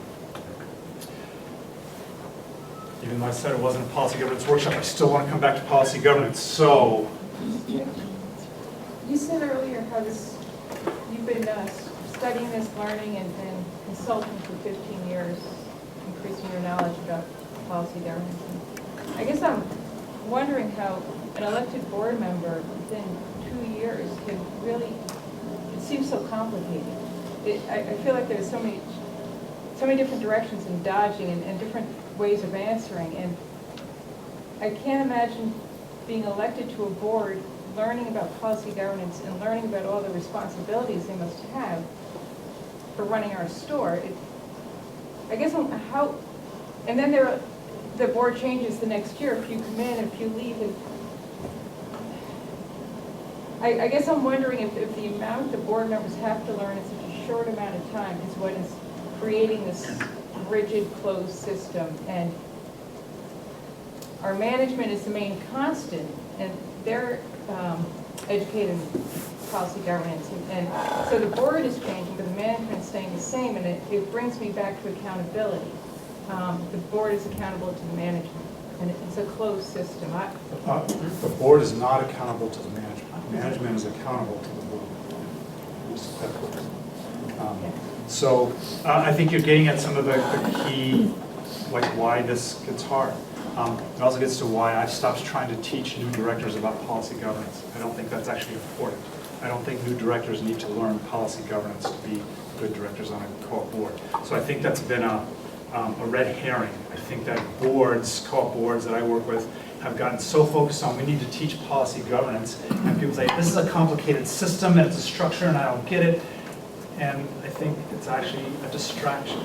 And what I want a new director to know is, here are our agreements. Here are the things that we've decided. And that's, now I'm going to get into policy governance if you'll let me. And I know there are a couple of hands, but I'm watching the time here and I want to honor our I'm sure you have lives, things you want to do this evening, right? So I want to make sure I get to some of this other content and then come back to some of your questions. So policy governance, we're going to do this, like what I feel like I'm spending years learning, I'm going to try to describe in about 15 minutes. And if you care to, there are other resources, if you want to dig deeper into this system, this policy governance, it's kind of this fascinating thing. I don't think it's, I feel like I'm a governance nerd, right? So I like this sort of stuff. I don't think it's where most people should spend most of their time, but if you want, so it's interesting. Policy governance is a set of principles. It's just a set of principles, and those principles are designed in a way to encourage boards. It's for boards. It's not a governance system for a cooperative, right? It's a governing. It's for, remember, the co-op has a governing system structure. Boards also do, whether they know it or not. Most boards in the country have a system or a structure they use, but probably can't easily describe it. Right? They couldn't quickly and easily say, here's our agreements, here's who decides what, here's who has what power to do what. And policy governance is a system that's designed to say, those are things that would be helpful for you to decide together and make clear. And so there are a set of agreements that policy governance as a system encourages boards to make. Make some agreements. It doesn't say what those agreements should be. It says you should make agreements about these kinds of questions. Ask these questions of yourselves, answer them, and write your answers down so that when that next new director comes in 2 years and is only going to be around for 2 years, they don't have to guess what the agreements are. They're written down. So one of the principles of policy governance is that your agreements are written down agreements. So you can transfer this knowledge, this understanding of our agreements from one generation of directors to the next. Now, in co-op boards, where we have a democratic process of electing people, we have the kind of turnover that you mentioned, Kathy. That's built into our systems. There are some co-ops, like electric co-ops. My colleague Adam Schwartz works a lot with electric co-ops, and he said, it's crazy in that world of co-ops, the boards are just ossified. They get on the board and they stay until they die in their chair. So it's crazy. And so just because it's a cooperative doesn't mean we have this rapid turnover, but in food co-ops, we tend to have this quicker turnover. And given that that's true, and that the people who come onto food co-op boards get there not because, like in many corporate boards, you're brought onto the board because you have an expertise, you're already a person who knows about the industry. Most of us who get on our food co-op boards are there because we like to eat, because we like to shop. We're willing to serve our community. We aren't there because we're bringing a particular expertise in being grocery managers. We're there because we're willing to serve our community, our cooperative in this way.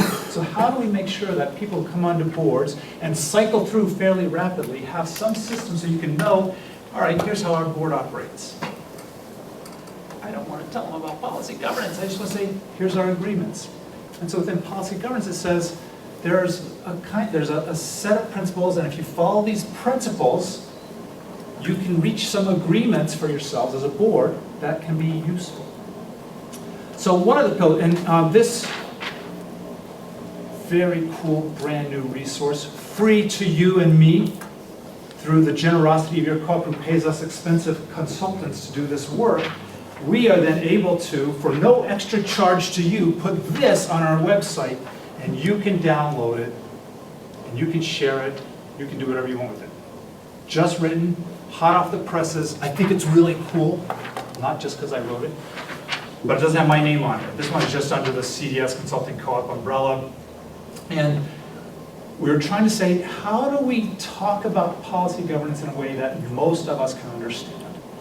That's fairly straightforward. And so what I did here is I took, you'll see in here the reference to the operating system like computers. Sorry if you don't like that analogy, but there it is again. And then talked about the 10 principles in a way that hopefully its language is useful. So I'm just going to go through this real quick. Again, listen for that it's not saying what your decisions need to be. Policy governance does not say that. It doesn't limit any decision you want to make as a board. It just says, if you can make these kinds of decisions, it can be really useful. The first is, it says, make sure you recognize as a board that you are here on behalf of someone else. And you agree to that you are here on behalf of someone else. There's a lot of boards in this world, in this country, that's a new novel concept for them. For us in the world of food co-ops, it's fairly straightforward. Oh yeah, the board is here on behalf of the owners. It's just part of policy governance. Right? Not radical for us, radical for some other kinds of boards. The second principle is that the board has a position within the organization, that it fits somewhere in the organizational chart, that the board is not an amorphous blob that just covers everything, but it actually has a place. And it has a place in between the owners that elected the board and the management that runs the business. Assuming you have management. Policy governance doesn't require that you have managers. For us in the world of food co-ops, typically we do. Many startup food co-ops don't have managers, right? So they don't have this kind of clear distinction between board and management because they're the super volunteer board. Policy governance says that the board has a place in the organizational chart, essentially.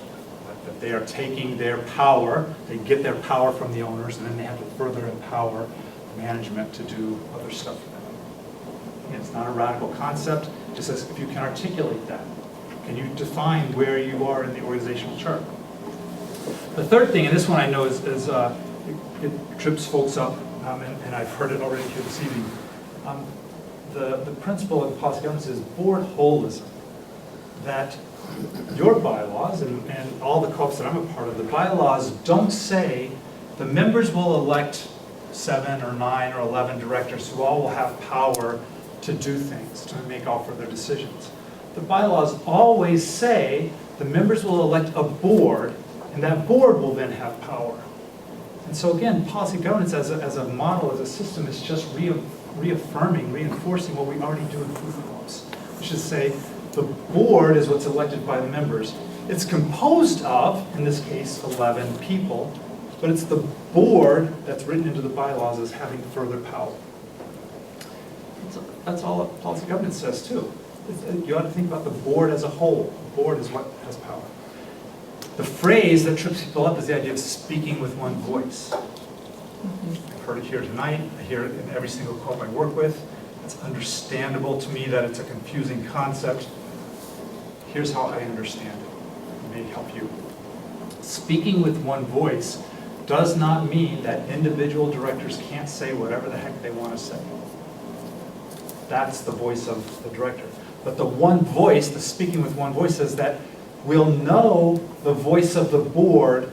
That's the voice of authority. The board's decision is expressed, the board has some process for making a decision. When the board makes a decision and writes that down, that is now the voice of the board. So everything else we hear is not the voice of the board. There are a lot of voices out there, individual voices, but for us, the idea of speaking with one voice, it's not a commandment, it's a description. That, oh, the board speaks with one voice means we should look for the written down decisions of the board so we'll know what the voice of the board is. That's what it means. Michael, just for clarity, that says to me that if I'm on the board makes a decision, if I'm communicating with somebody, I'm saying the board's decision was X. But I still have a right to say my own opinion is Y. Is that correct? Absolutely. Okay. There are a lot of ways to say that that are helpful and Right, right. And I but yes, realize you could be totally. undermining. Exactly, right, yeah. But absolutely, right? Yeah. So that was a really good example. Here's the board's decision. I'm on the board. I was part of the process. I support that decision because we used a good process to meet it. But truthfully, I thought we should have decided something else. Right. Totally fine, totally fine. So can you answer how our board makes a decision if they don't all agree? Is it by vote? I can't answer that. Board, do you all vote? Majority rule?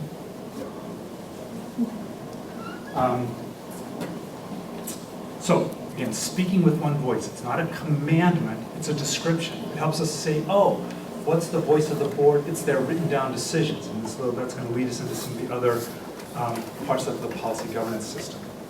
So, can I get a clarification? So you just said that speaking with one voice means if the board makes a decision.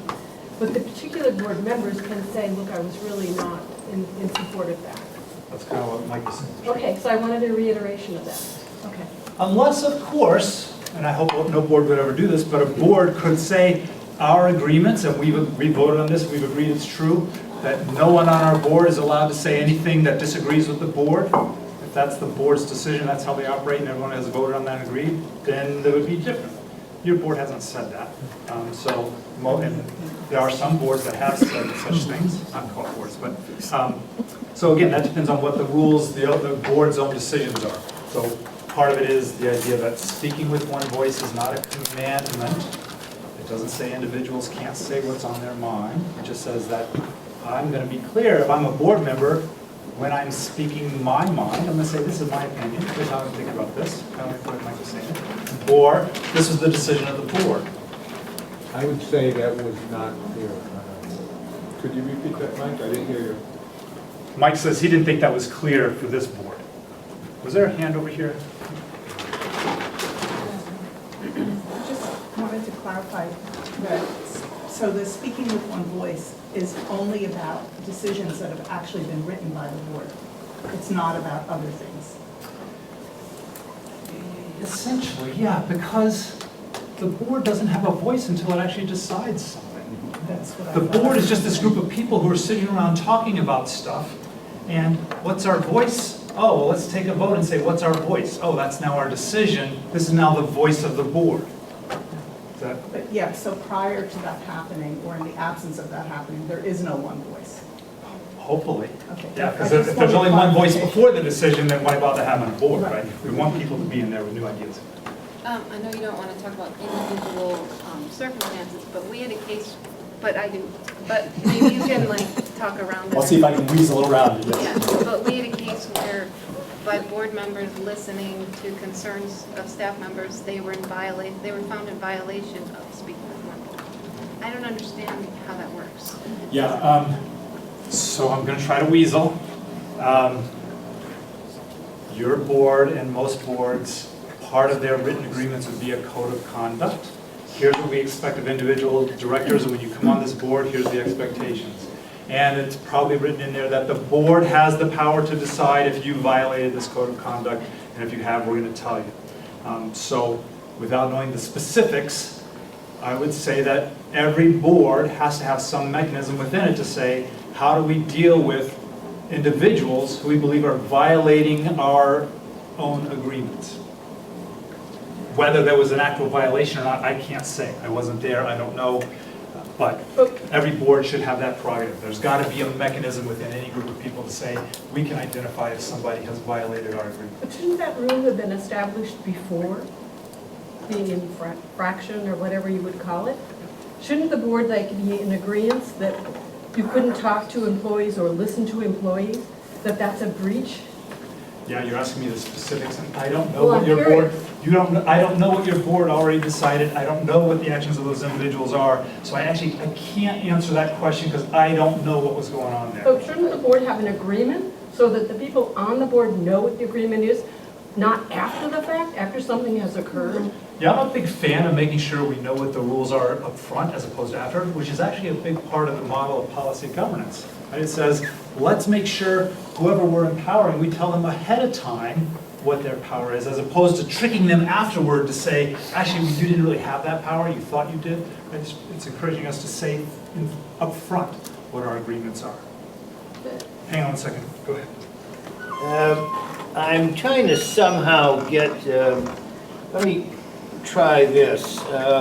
It feels to me like at some point when at that point that this policy government idea was beginning to come into the co-op to be discussed, being presented and ultimately adopted.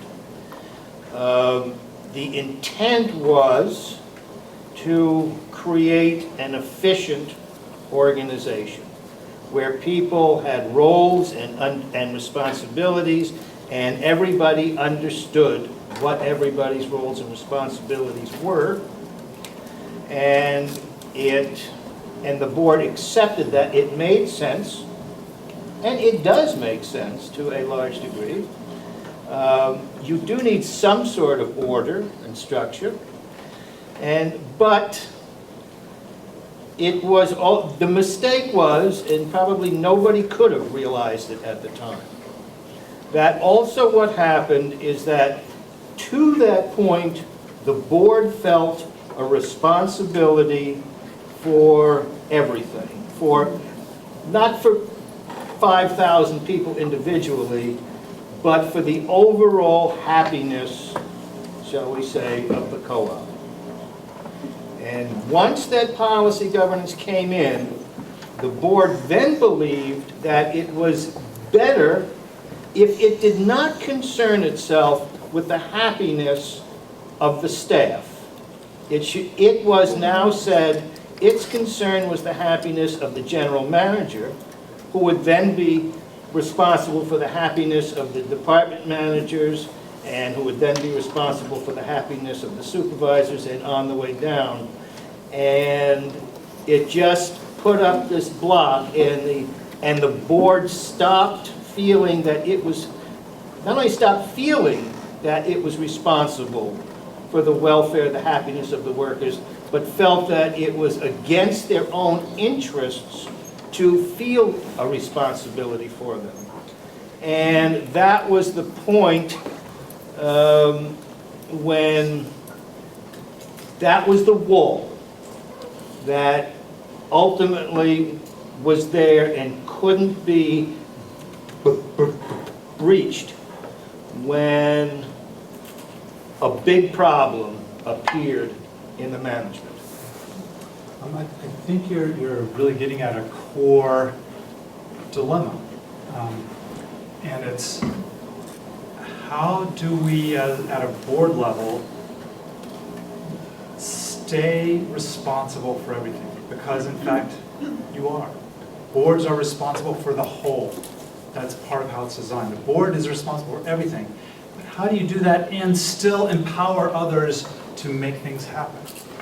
And so a shortcut, I think, happens, and it's what I hear in your description, is oftentimes individual directors or whole boards will say, we can't talk about that, it's not our, it's operations, or, that's not our responsibility. And part of what I hear people saying when they do that, again, I try to honor, okay, what's going on here, and what I hear is, the board has some other stuff they've already said they need to work on, they need to do, they've got some things that clearly are their decisions to be ready for, and so it's trying to say, okay, have we empowered someone to take care of that, and is there accountability for that empowerment? But what people tend to say is, it's operations, we're not going to talk about that. At its essence, I believe the board is fully responsible for all that stuff, and in the world of policy governance, there's nothing in policy governance that says the board is not responsible. It just says who is empowered to make which decisions. So a board could say, we're going to spend the next 6 months talking about the happiness of staff.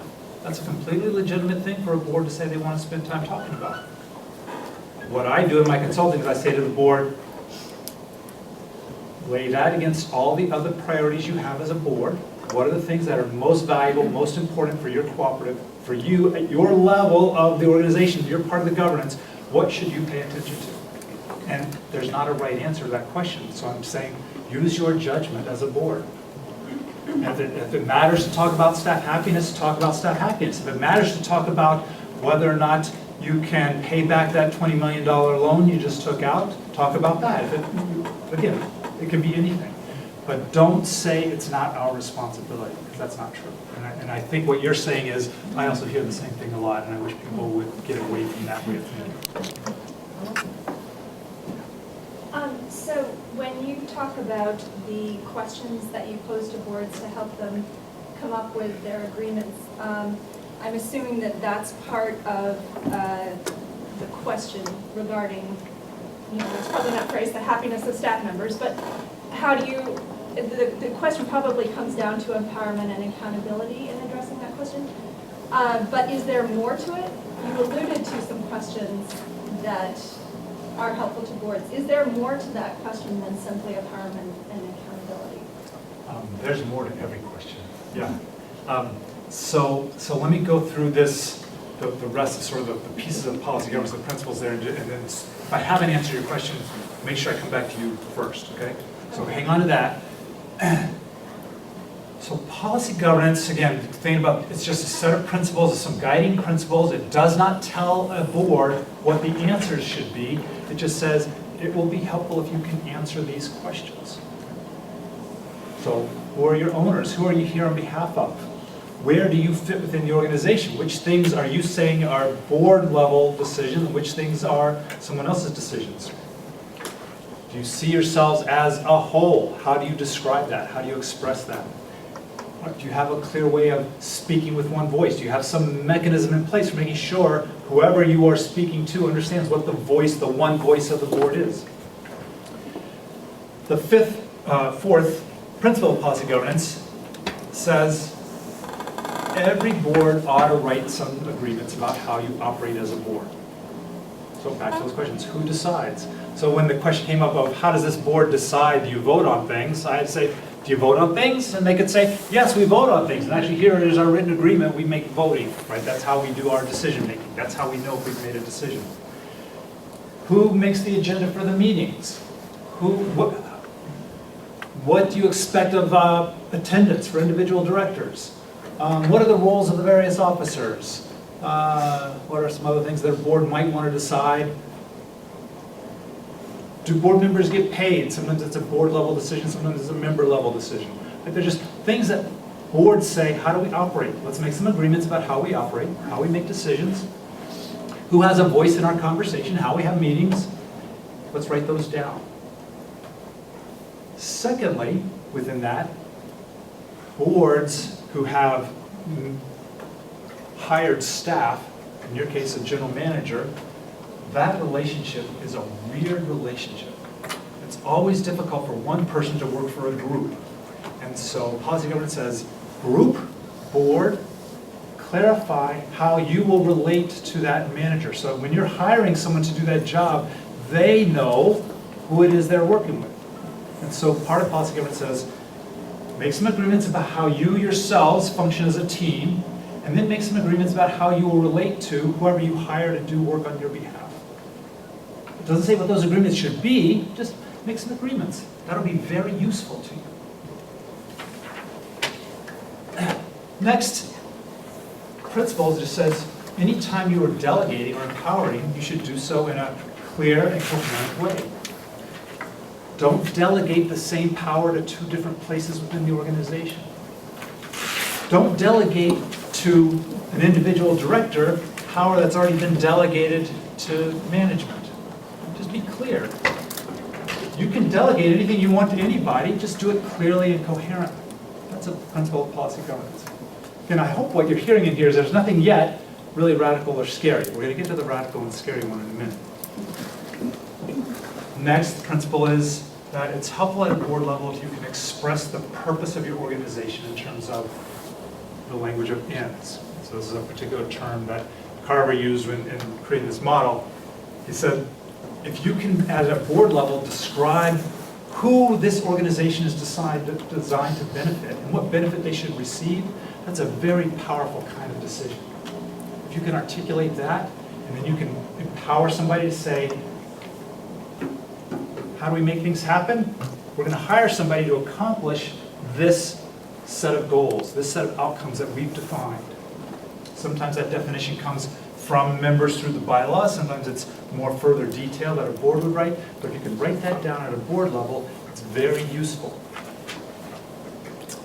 The seventh principle is that in empowering management, and whatever you call management in your organization, rather than trying to define all the things that you want that individual or that group to do, if you can define the limits of power, that's much more, you get much more mileage out of those kinds of decisions. Because there's a million things that you know you need people to do, but there's actually only a few that you would say are not okay.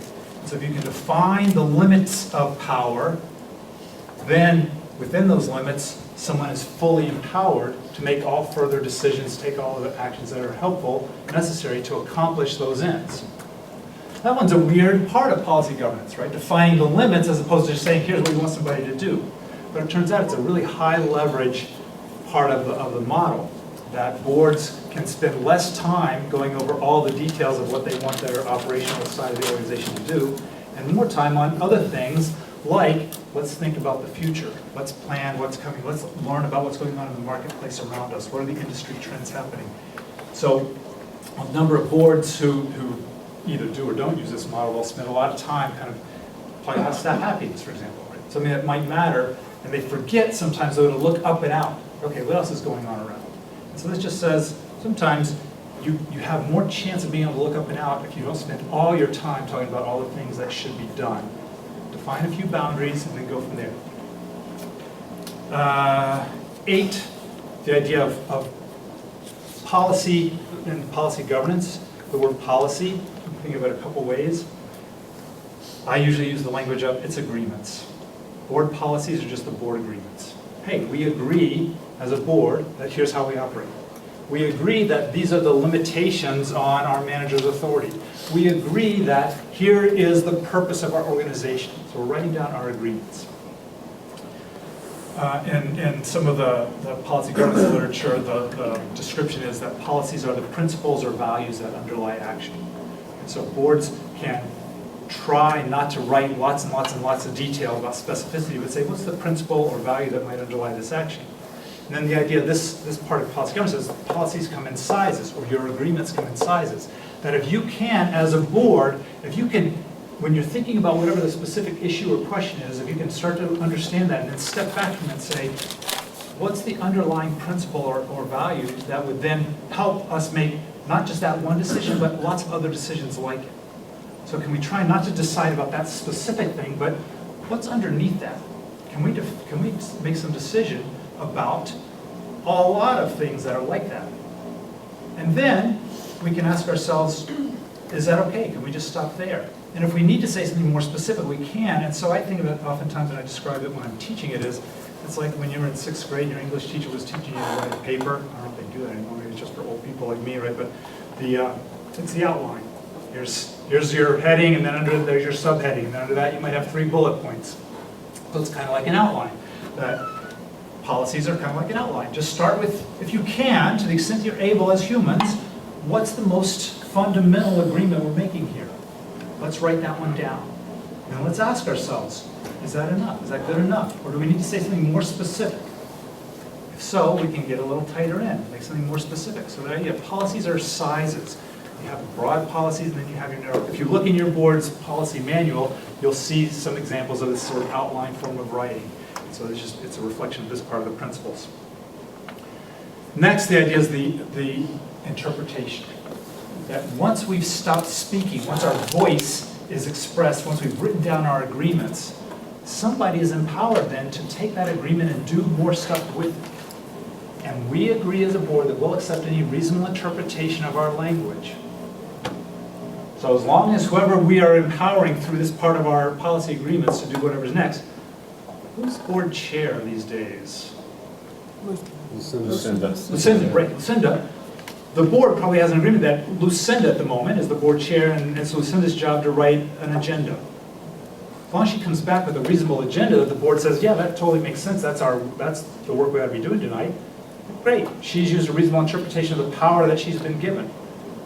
If not, the board say, wait, that's not reasonable, Lucinda, look at that wacky agenda you made. We can undo things, we can fix things. But the test is, did the person who we've empowered use a reasonable interpretation of our language? Because these words on this paper, they are interpretable. The words on this paper, they are interpretable. Language is that way. There's very few things you can say that everyone will have the exact same understanding of. And so what we say is whoever we've empowered through this language also has the power to interpret our language, as long as they're being reasonable. So that's a big part of policy governance. Last principle of policy governance. Hopefully so far you haven't heard me say too much that you think is totally wacky. Monitoring just says, and we will check. If we've empowered somebody, we will also have some accountability built into the system to see how they are using the power that we've given them. So we have some way of checking. If we've delegated things into operations through our manager, we'll say, Alex, we need some accountability. Come back to us with some information to show us that you've accomplished or avoided these things that we said we're supposed to accomplish or avoid.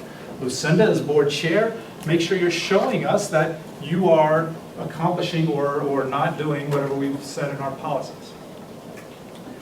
That's monitoring. We should have accountability built into the system. That's policy governance. It just says, if you can understand these principles and bring them to life, it's a helpful way to operate. It doesn't actually tell you what your decisions are. It just says, if you can answer these kinds of questions, you will be able to function, maybe. And then when new things come right back to you, and then when new things come at you, a union, an expansion that goes awry, right? You're like, okay, we're thrown off track a little bit. Let's regroup, let's orient. What decisions have we made? How do they apply here? Do we need to change anything? Do we need to add something to what we said? But we've got some fundamental agreements that we can work with to say, even though something is new and we did not anticipate it, we were not ready for that specific thing, once we get our feet back under us, we have a foundation to start from. What are our agreements? Who gets to make which decision? How do we know? How does this new stuff fit into what we've already decided? And we can adjust. So that idea of adjusting our operating system often happens in those moments where there's something new that came that was not anticipated, and we say, oh, yeah, we better change this because now we see there's this other part of the world that was not apparent to us before. So hang on one second, because I'm not sure I answered your question, so I want to come back to it and then I'm going to come right back here. All right, I'm going to give a stab at this.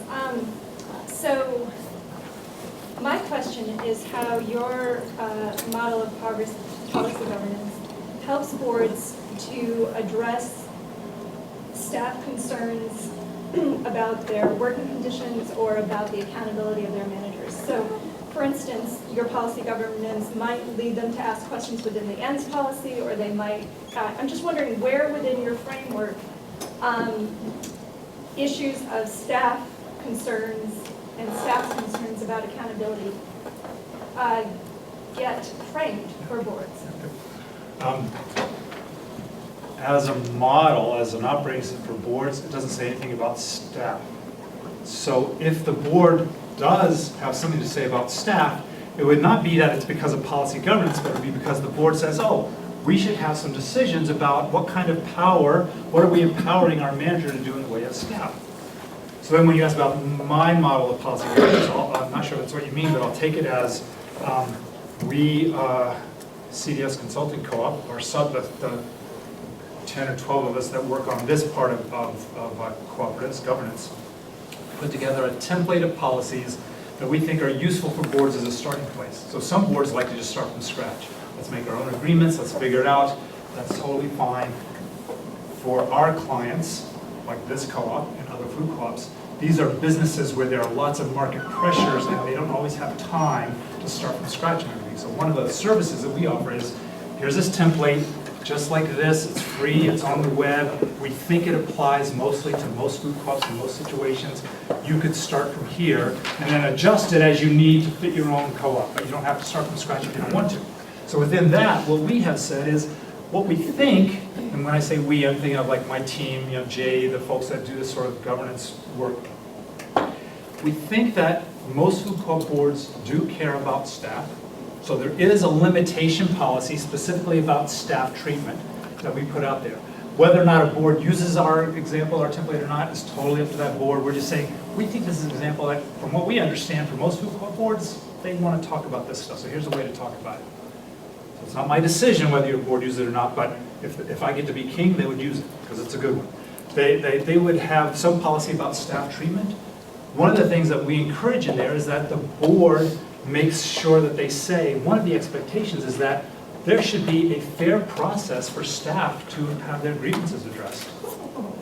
That should be built into the system, so that most food co-op boards care about that, and so they would say to their operational management team, hey, make sure there's some fair system for handling grievances. We also, in the last couple of years, added the phrase, because we saw how it was damaging for many food co-ops and food co-op boards who weren't doing this. We suggested this phrase, and it's a system that does not include the board. So there's a recommendation from a consultant where we said, we actually found that when boards got in the middle of the grievance process, it actually made things much harder for people instead of easier. So we just said, that's in our template, you can use it or not as you choose, but that's our suggestion. And so then there would be a system in place, maybe, right? If you've got a manager who actually honors what the board is saying, you can say, okay, so my board, on behalf of my members, wants to make sure that staff have a fair system for handling grievances. So let's design one.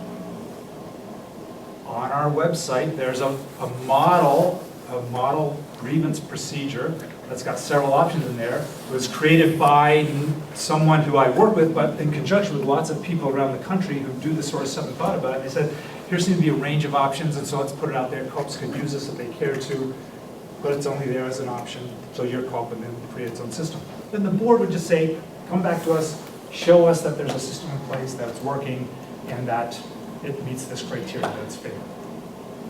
So that's kind of how we would suggest doing it. That the board would say, this matters to us, we're going to tell you it matters to us, and we expect to have accountability about this back to us. Okay? Hang on, I want to come back over. You were so patient. Thanks for waiting. My question is somewhat related. It's just how does the board communicate both its questions that it's working on, what policies it's working on, and its voice, whatever it's decided, to the members? I mean, it just, I have no idea what our board's been working on, and I've been a member of the co-op for 70s, and we used to have things that told us this, but now we just get a little report, it's food for thought, and that's not the board. It isn't working. Communication is very poor. Yeah, I wish I had a beautiful answer for you. This is a struggle that all food co-op boards that I work with have. How do we make sure our owners understand this? So there are mechanisms in place. They're never good enough. We just keep working on it. Hang on a second. Ann, what? I wanted to respond to the question because I want people to know that there is a mechanism. Board minutes get typed up after every board meeting. That is the mechanism. that's where the discussion, that's where the decisions are made public, and those are available in Share print. owner services, but 95% of the time they're not there, so. You can, you know what, I'm the board administrator, Joe knows how to get a hold of me, they're also posted on our website. It takes, they're right on the website, so if anybody wants to go out and see them, there's a little bit of a time lag because they're not made public until the next board meeting, so typically.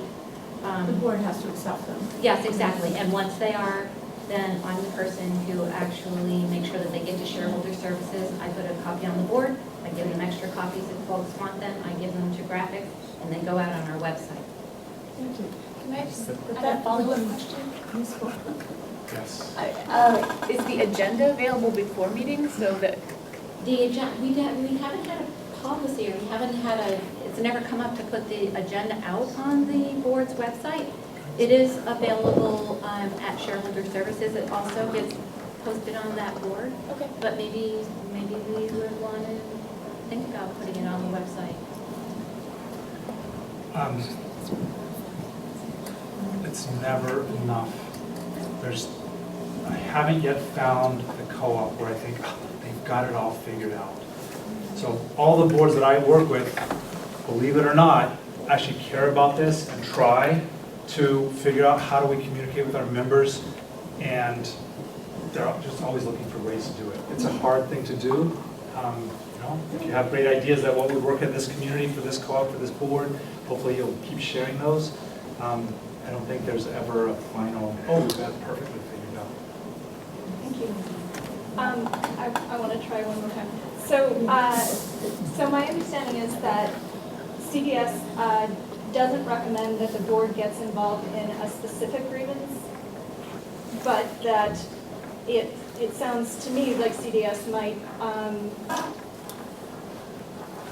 understand that a board would want to evaluate the grievance process as a whole. Does that sound right? Yes, but let me add the caveat that actually CDS has no such voice or recommendation. I would say what you just said. Okay. CDS does not say that. CDS has a template, a policy template that has that in there. So if you take that as a CDS recommendation, you can. But I just want to reiterate that CDS as a cooperative actually isn't out there as an organization saying things. I'm saying things. Jade is saying things. Sometimes we say the same thing, and that's a case where we're saying the same thing. But yes, that's true. That makes sense? Good. Hang on a second, Mike. I just make sure. I thought there were some other hands over here, and then I'll come back to you. It's me. I feel like I'm understanding a little bit better what this is about. And so for me, I'll just say what attention that I'm experiencing. It seems to me, if I'm following this, that in addition, beyond all, if you put all those specifics that you went through together, that the general stance of policy governance is a stance of standing back from getting involved in a lot of the details. That's how it came across to me. So like when you said a decision comes and you might want to think about making decisions about things like that, or making sure that you're not sort of getting so lost in the tree that you're missing the forest. And I can certainly see the importance of that. The tension for me in terms of what's happened at the co-op over the last number of years is that sometimes, from my perspective, there have been specific problems that have been really huge and had huge implications for the people involved. And so to have the board say, well, we're sort of standing back from this, and I'm not a staff member, so the board is my representative. They're representing me, and their stance is to say we're stepping back because we're sort of engaged on the level of policy, and I'm looking at this and saying, but these are problems with huge human costs, and the people that represent me are standing back. That's like a real, it's not comfortable to me. And I'm not a policy person. I tend to be more of a bottom-up person, so this whole way of sort of starting with big ideas and sort of general frames is like a foreign way of thinking, but it's in such tension with what I would call the reality on the ground. And I don't know what to do with that, except that I think that's, for me, it's at the heart of some of the problems that we have. I agree. I do think it is at the heart. And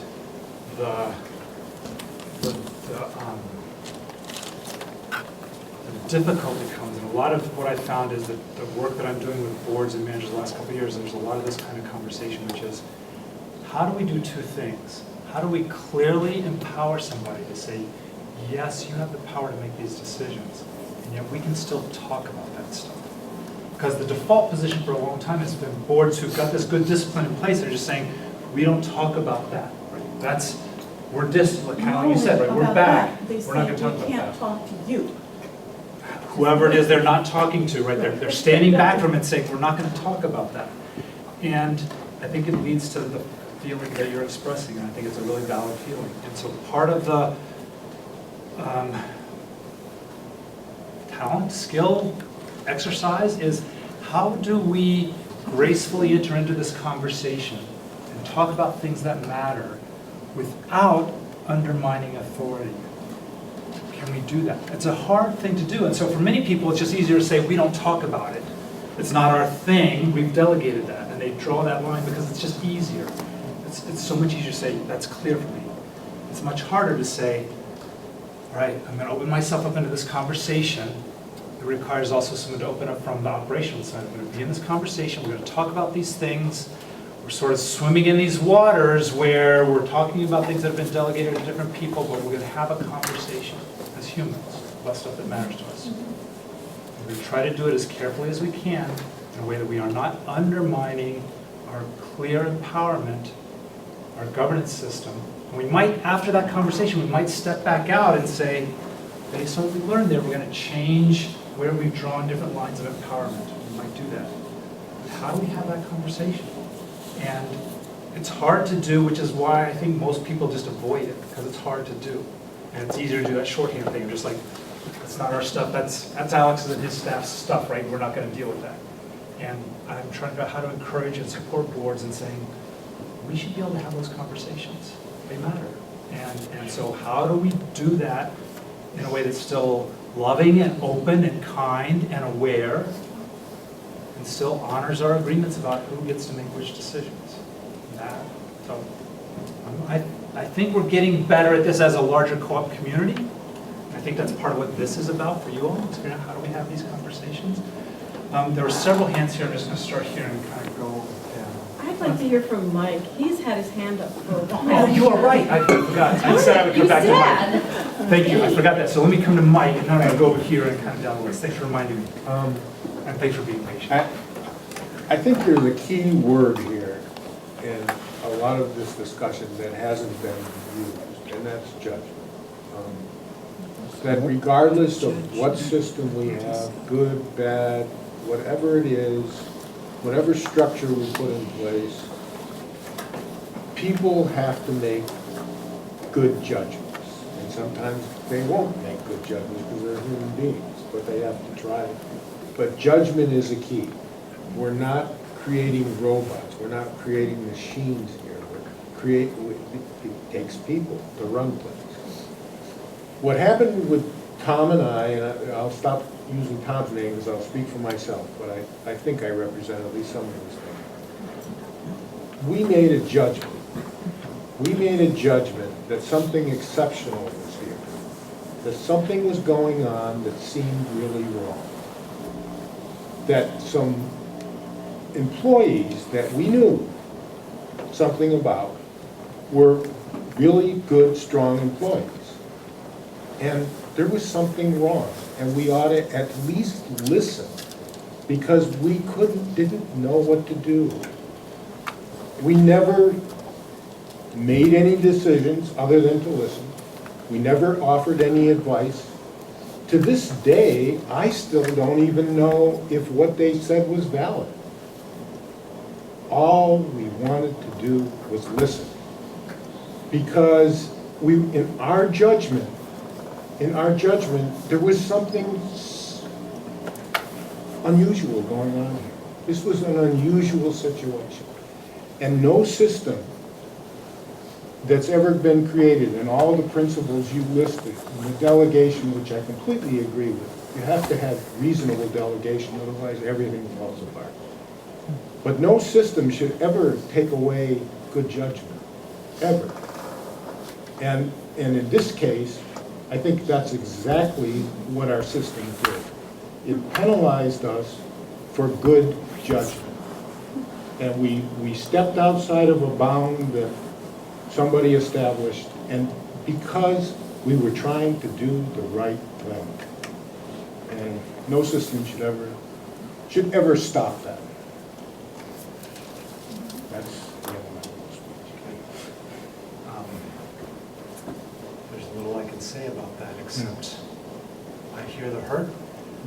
I hear that you've been wronged in your mind, and I hear that it's all about judgment. And no system eliminates it. If we could do without judgment, you could do without boards, you could do without the people. We have boards because we want people to use their judgment. You did, other people did. I'm not here to question those judgments or decide which were the right or wrong judgments.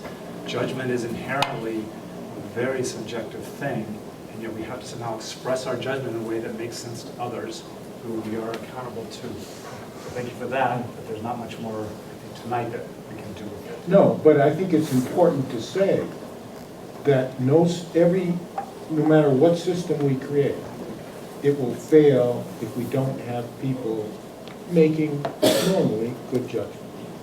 And no matter what system you create, that's part of the systems that people have to make judgment. Yeah, both Right, sides, right, yes. because people are a key part of these systems. That's the way it is. We are not creating machines here. And it's different. I'm with you. Thanks for your... So, Michael, I'm still looking for whether I should work to get policy governance pronounced here, or whether that's a waste of time. And I need a clarification. Now, I believe that you said that you would not recommend the board being part of a grievance system. And now I disagree with you, but is that policy governance or is that you?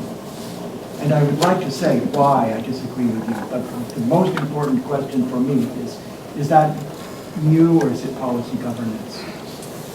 Policy governance is a set of principles that help boards answer certain questions. There's nothing in here about grievances. There's nothing in here about grievances. So any decision about grievances, it just says who makes which decisions, who decides, who has a voice, who speaks for whom, how we make things happen. Those key questions of governance, boards need to answer, figure out which things we've delegated to someone else and which things we're keeping for ourselves. Boards can do that delegation wherever and however they want to do within the context of the bylaws and the law. After that, it's up to you. So I have suggestions about grievances and how they work and what I've noticed does or doesn't work well within food co-ops. Like I said, sometimes people follow my suggestions and sometimes they don't. It'll be up to you all. Yes. Following up with that, and the board delegates the grievance procedure. But if the employees are finding that the grievance procedure, this is pre-union,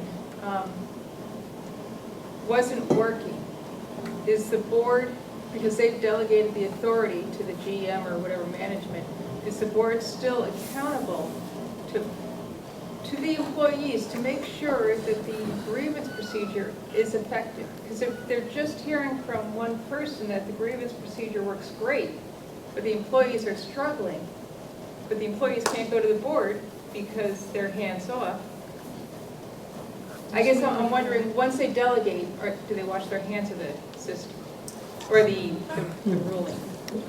You hopefully will never hear me say that boards are not responsible for something. Boards are responsible for it all, period. I will never change my mind about that. They never wash their hands of anything. The question is, what power have they delegated to someone else, and then how will they hold that someone else accountable for the use of that power? And so one of the things you said that really caught my ear was that idea of the board only hears from one person, and they aren't hearing from the others. And one of the things that I teach my client boards, I think is really important, is to say, it's not okay, board, for you just to say, Alex, what's your opinion about this? And whatever Alex says his opinion is, we will say that's the truth. That's not enough for a board. What we want is some sort of actual objective information that can help us say, based on this objective information, wherever it came from, based on this objective information, do we feel like that's a reasonable demonstration that, or in this example, that there is a fair grievance process in place? And then we don't want to just ask for our manager's opinion. That's not useful to us. I mean, it's useful, I shouldn't say it's not useful, but we can't use that for our own decision making, right? We hear it, we understand it, but what we want to know is, give us some actual information. And so part of what you might want to know as members, and it seems like some of you do want to know, is what information is your board looking at? From what I've seen, they're not only looking at the manager's opinion. There's actually some other objective information that your board is using for its own decision making. And you just might, what is that information? How do they know? How are they making, what are they basing their decisions on? Then perhaps the board needs to hear from staff. Perhaps the board needs to hear from staff. I would not disagree. I think the board ought to hear from anyone who wants to have a voice within the cooperative. Have a voice. Who has a voice? Anyone within our cooperative should have a voice. Who gets to make the decision? That's different. Right? So just because somebody comes to me with their voice also doesn't mean that I'm going to stop everything else that I've got to do so that people can tell me what they're upset about. I still got to put that in context of, I have a job to do, I have a responsibility for the cooperative, how does that fit in with my work?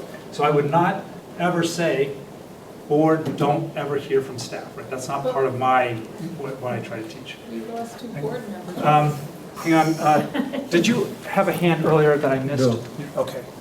So maybe the board,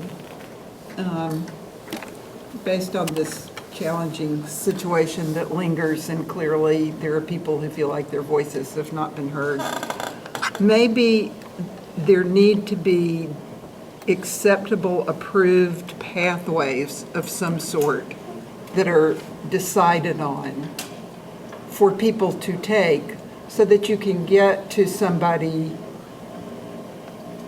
on the board or the whole board, or, I mean, I don't know if there's a basket that you put things in at a certain time, but then if you don't feel heard, or is there a particular person on the board who's open to, when it ends up falling outside the bylaws or something like that, now what do we do? Because as you mentioned, and as we all know, there are gray areas and things come up that have never come up before.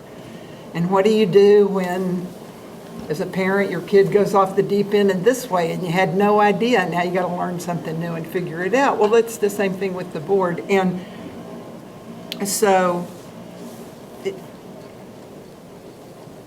what are the pathways that would be acceptable to everybody? And maybe there needs to be more than one.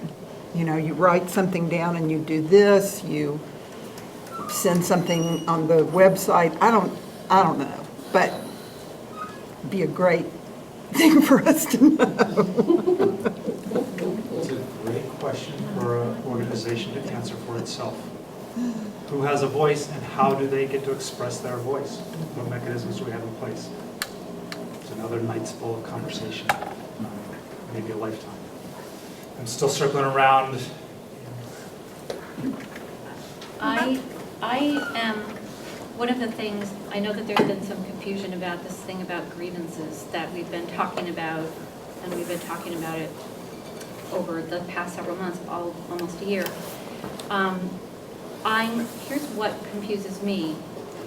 We're talking about a system that was in place before there was a union. Once the staff voted in a union, the board had no place in being involved in grievances. So it makes me a little concerned that tonight we're talking about grievances, and then we're talking about how staff can have a voice in the same conversation, because now that we have a union, there is clearly no place for our board or our board as individual members to discuss a grievance or anything that they think might rise to the level of being a future grievance. And that was stated by Jeff Jones, the UFCW representative, at the last board meeting. Jeff also said that board members should listen to employees. but then when it comes to handling a grievance, that's the union's job. But he never said that board members shouldn't be listening. What I'm talking about in the context of a grievance, that's what specifically he was talking about. He didn't, you're right, he didn't say board members shouldn't listen to staff. I'm talking about as it relates to a grievance or something that may escalate to the level of a grievance. That's when he said what the board needs to do is involve the union. So to me, it feels very fuzzy and very confusing that we're talking about grievance and board. Because to me, grievance is the line where the board cannot be involved, because that's where the union comes in. They can listen. Could I hold up 1 second? That's a conversation that you all could argue with yourselves after I leave. I've got a long drive home tonight. I would love to be out here by 8 o'clock, and I want to make sure that I circle around and hear some of these other comments. So this seems like this is a deep one for you all, like, okay, grievances and unions and stuff like that, because there's someone else. That when we spoke with Tom, Mike, it wasn't a grievance, it was employees speaking to 2 board members, period. Great. Is that okay? That's it. So I'm talking about going forward. Ann, can you, I got it? Right. You all are still churning on this one. That's a further conversation. There's probably not much more I can say about it that I haven't already said. Now you all have your conversation. But I would love to make sure I get to the questions that you all have about policy governance or cooperative governance kind of in that more broad way. And then with that, leave you with whatever that's worth for you to then have the detailed conversation about that topic here. So I'm going to keep circling around. So I'm here, and I'm going to just keep going down this way. Above and beyond the grievance process, in your experience with boards, have you seen many boards create personnel relations, personnel outreach committees successfully? To hear concerns, to hear more general concerns other than grievances, or perhaps to hear if a grievance system is breaking down. Whatever it may, I mean, they could do a number of other things too. There could be a number of other relationship building things that could go on. I was about to answer your question one way, but then you added that qualifier successfully. So yes, I've seen boards create personnel committees to accomplish that goal. No, I haven't seen anyone do it successfully.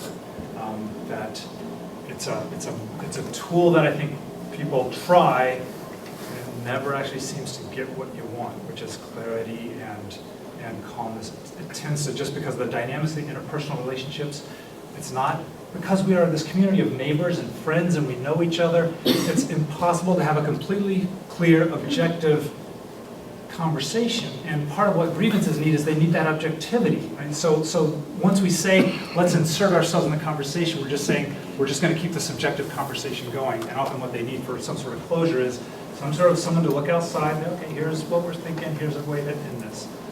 So yes, a number of boards have personnel committees. No, I've never seen it be a good idea, and I would never suggest it. That was I think it was you, right? Yeah. I guess I'm just a member. That's all.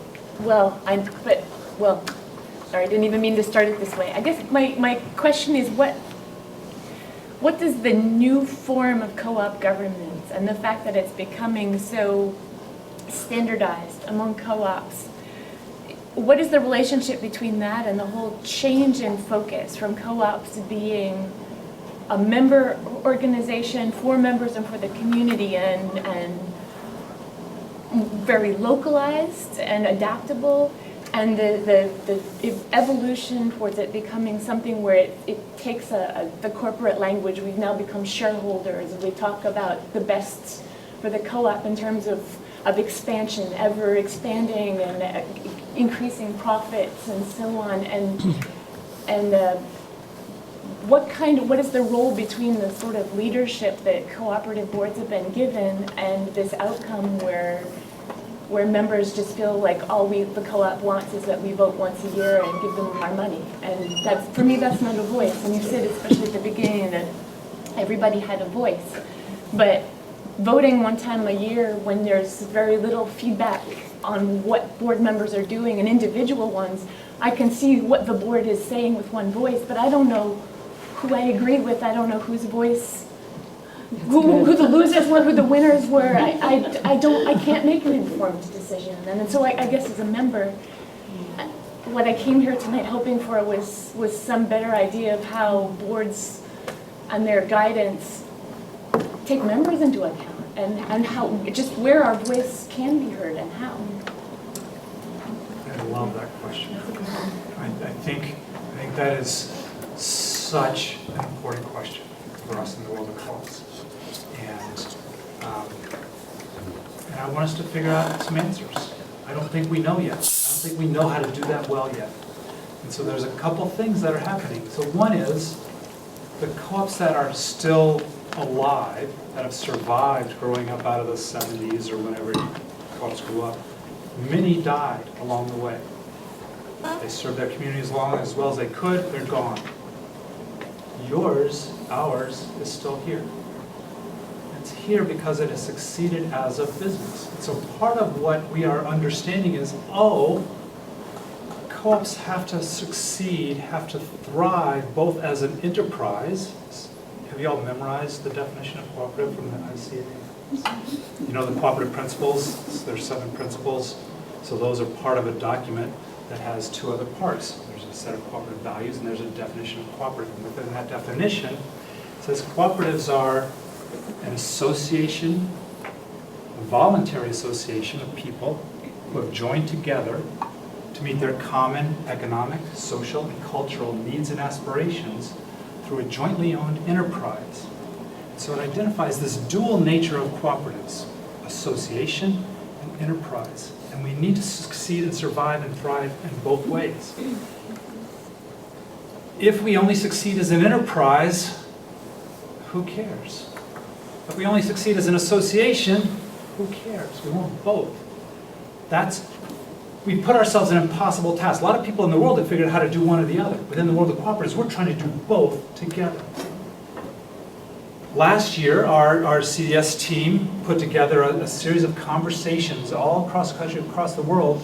I shouldn't say across the world. It was initiated because across the world, out of the International Year of Cooperatives, there came a document, the Blueprint for a Cooperative Decade, and folks at a global level said, participation is a key theme. We need to figure this out in cooperatives.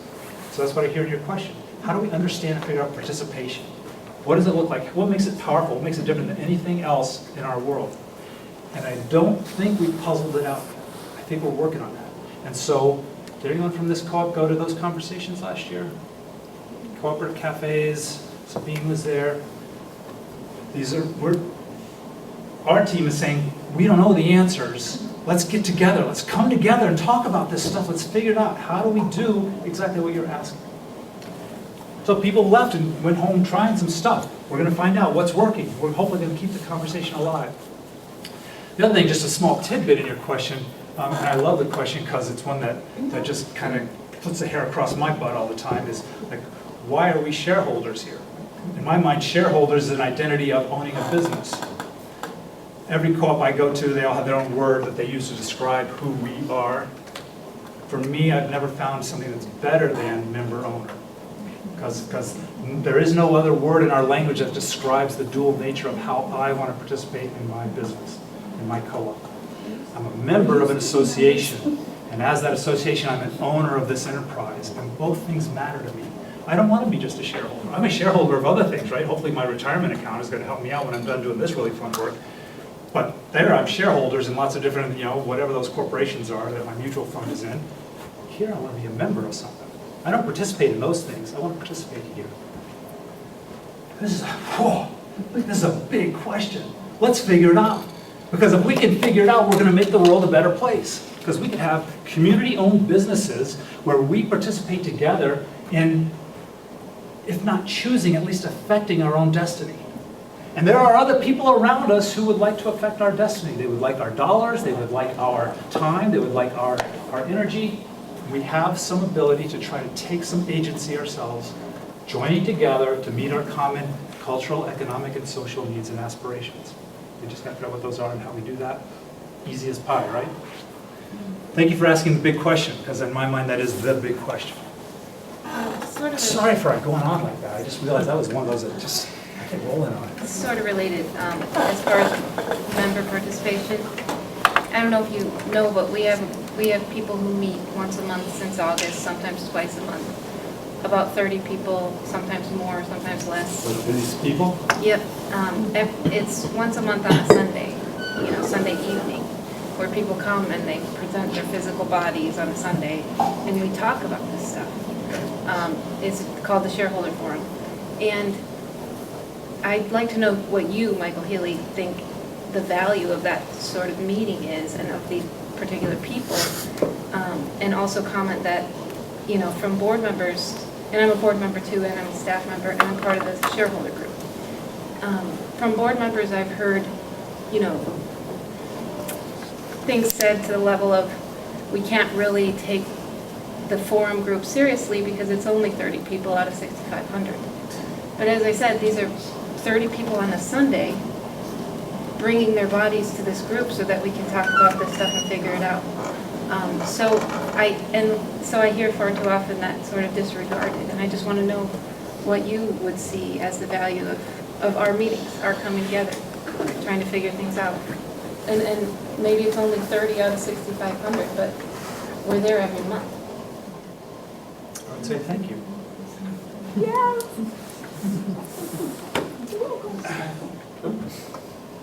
I don't know if any of you spend all your time looking at my part of the CDS website. Oh, it's so good, you should check it out. This past summer, one of our projects was each of us were supposed to do just a little kind of an introductory video about who we are and our work.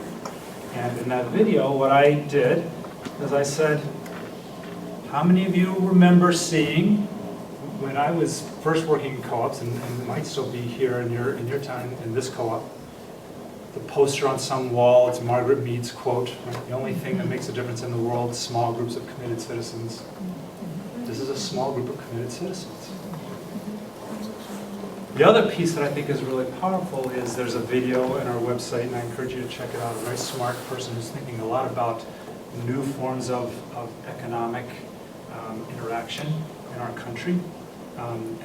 This person, Gar Alperovitz, spoke at a co-op annual meeting several years back, and we have a video of that the co-op kindly shared with us. And he says, if you want to change the world, start talking about the world you want to live in. And have the patience to be willing to talk about it for 30 years. That changing the world doesn't happen because you sit down on one Sunday night and talk about it with 30 people.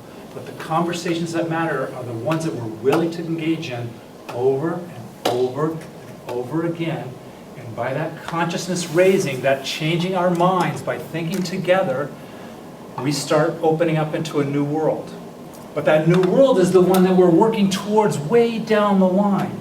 And his question for us, his challenge for us in that video is, are you willing to put in the time for it? Are you willing, it's kind of a call to action, are you willing to be talking about the world you want to live in 30 years?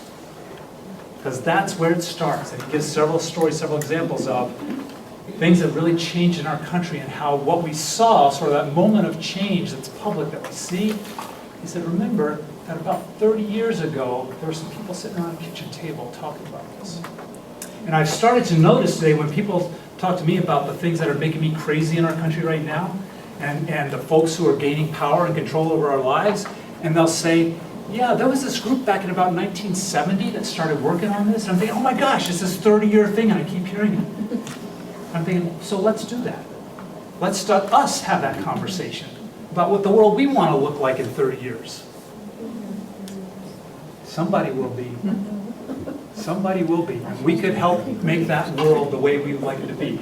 So I would say, thank you. If you've got time and energy, but also I would say, it's okay if the other 6,500 can't join you every Sunday night. And it's okay if your board says, we still have to make sure we're here on behalf of the whole.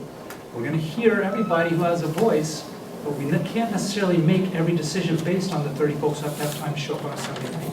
So both those things are true, and we hold those in tension, and that never goes away. But keep talking about it. I want to live in the world you want to live in. I know I do. I was just wondering if you had Is there any, like, if you hold any co-ops up as like exemplary co-ops that are really happy and they have like happy staff and happy shareholders and happy board? Lower prices. Or one of each. And, just like, if you've seen stuff that's like really working and where we can look to together. Yeah, there are several hundred around the country. So there are a handful that are sort of going through what Brattleboro is going through right now.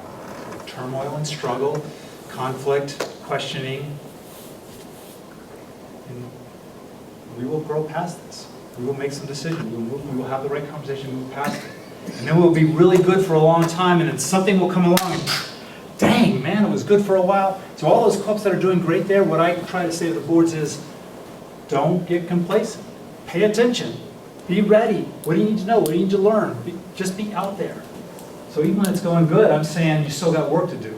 You all are in the middle of your hard work here. Again, I say it's you because even though it's my co-op, I'm far away and not part of these conversations. This too shall pass. Right? So you all will figure some stuff out here in this town. And this co-op will settle back down. And it'll cruise along for another 30 years or so. And then boom, something will happen. And hopefully you'll be strong enough then to do what you're doing now, which is like, okay, let's talk it through. What's going on here? What do we got to figure out? What's this new world that we're in that all the stuff we knew up until now no longer matters? Or at least that one thing we thought we knew. So yeah, go talk to people in other co-ops around the country and just say, what's working here? Maybe you'll hear something that makes sense here in Brattleboro. I was kind of circling around. I want to make sure I didn't miss something because I know you had a hand, but... All right, come on. If somebody who hasn't spoken wants to speak. So a couple more questions, and then I will try to just close out by thanking you for being here, and then we'll move on our way. I just wanted to follow up on what Vicki brought up, because I've also been a participant in the forum, and I appreciate what you said about people getting together and talking about the world that they want to live in.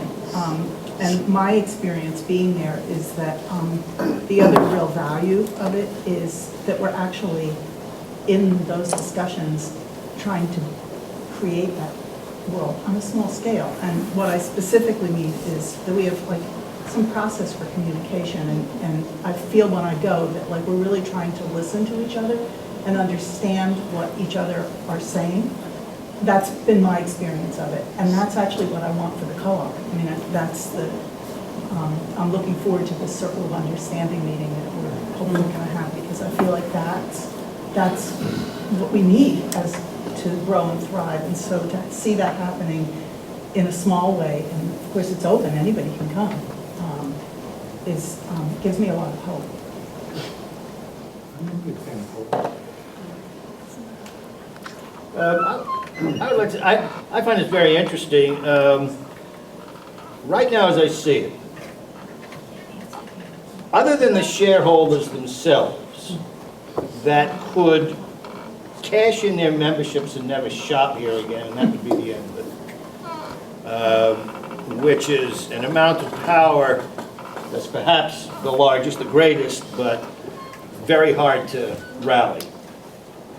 Right now, the single greatest power in the co-op is the union. You haven't seen it yet, you don't realize it yet because you haven't used it.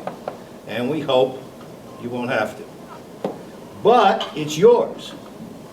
And along with that comes the enormous responsibility of not only looking out for all of the working people here, but the whole co-op as well.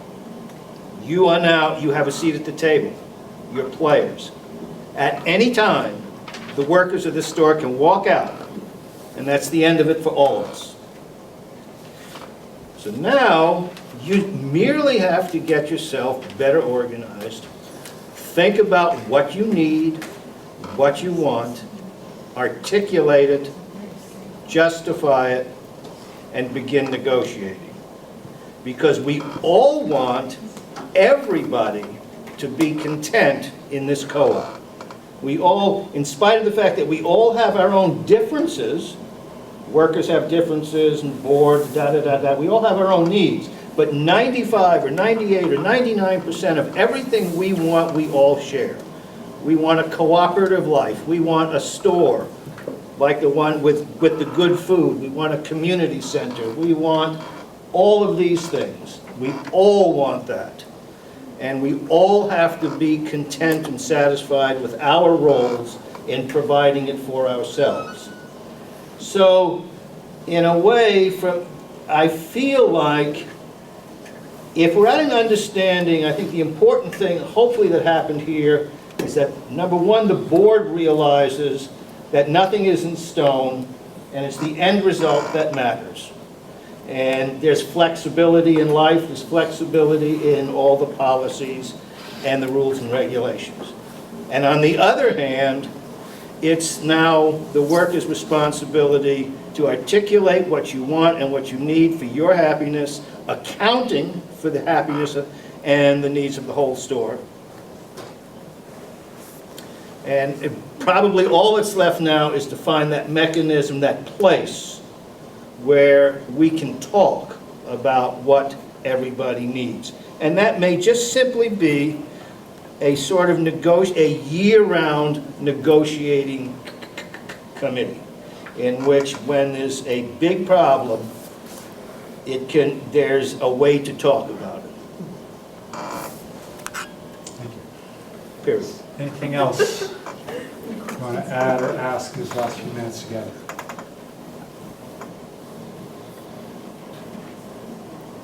So now you got it all figured out, right? You know everything there is to know about policy governance.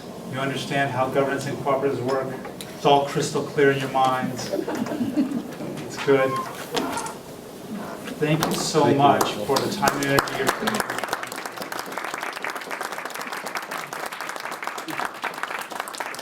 Thank you for inviting me down here to do this with you, and I look forward to hearing what happens next. And maybe I'll even have the pleasure of being back in the company with you at some point. Thanks a bunch. Good night.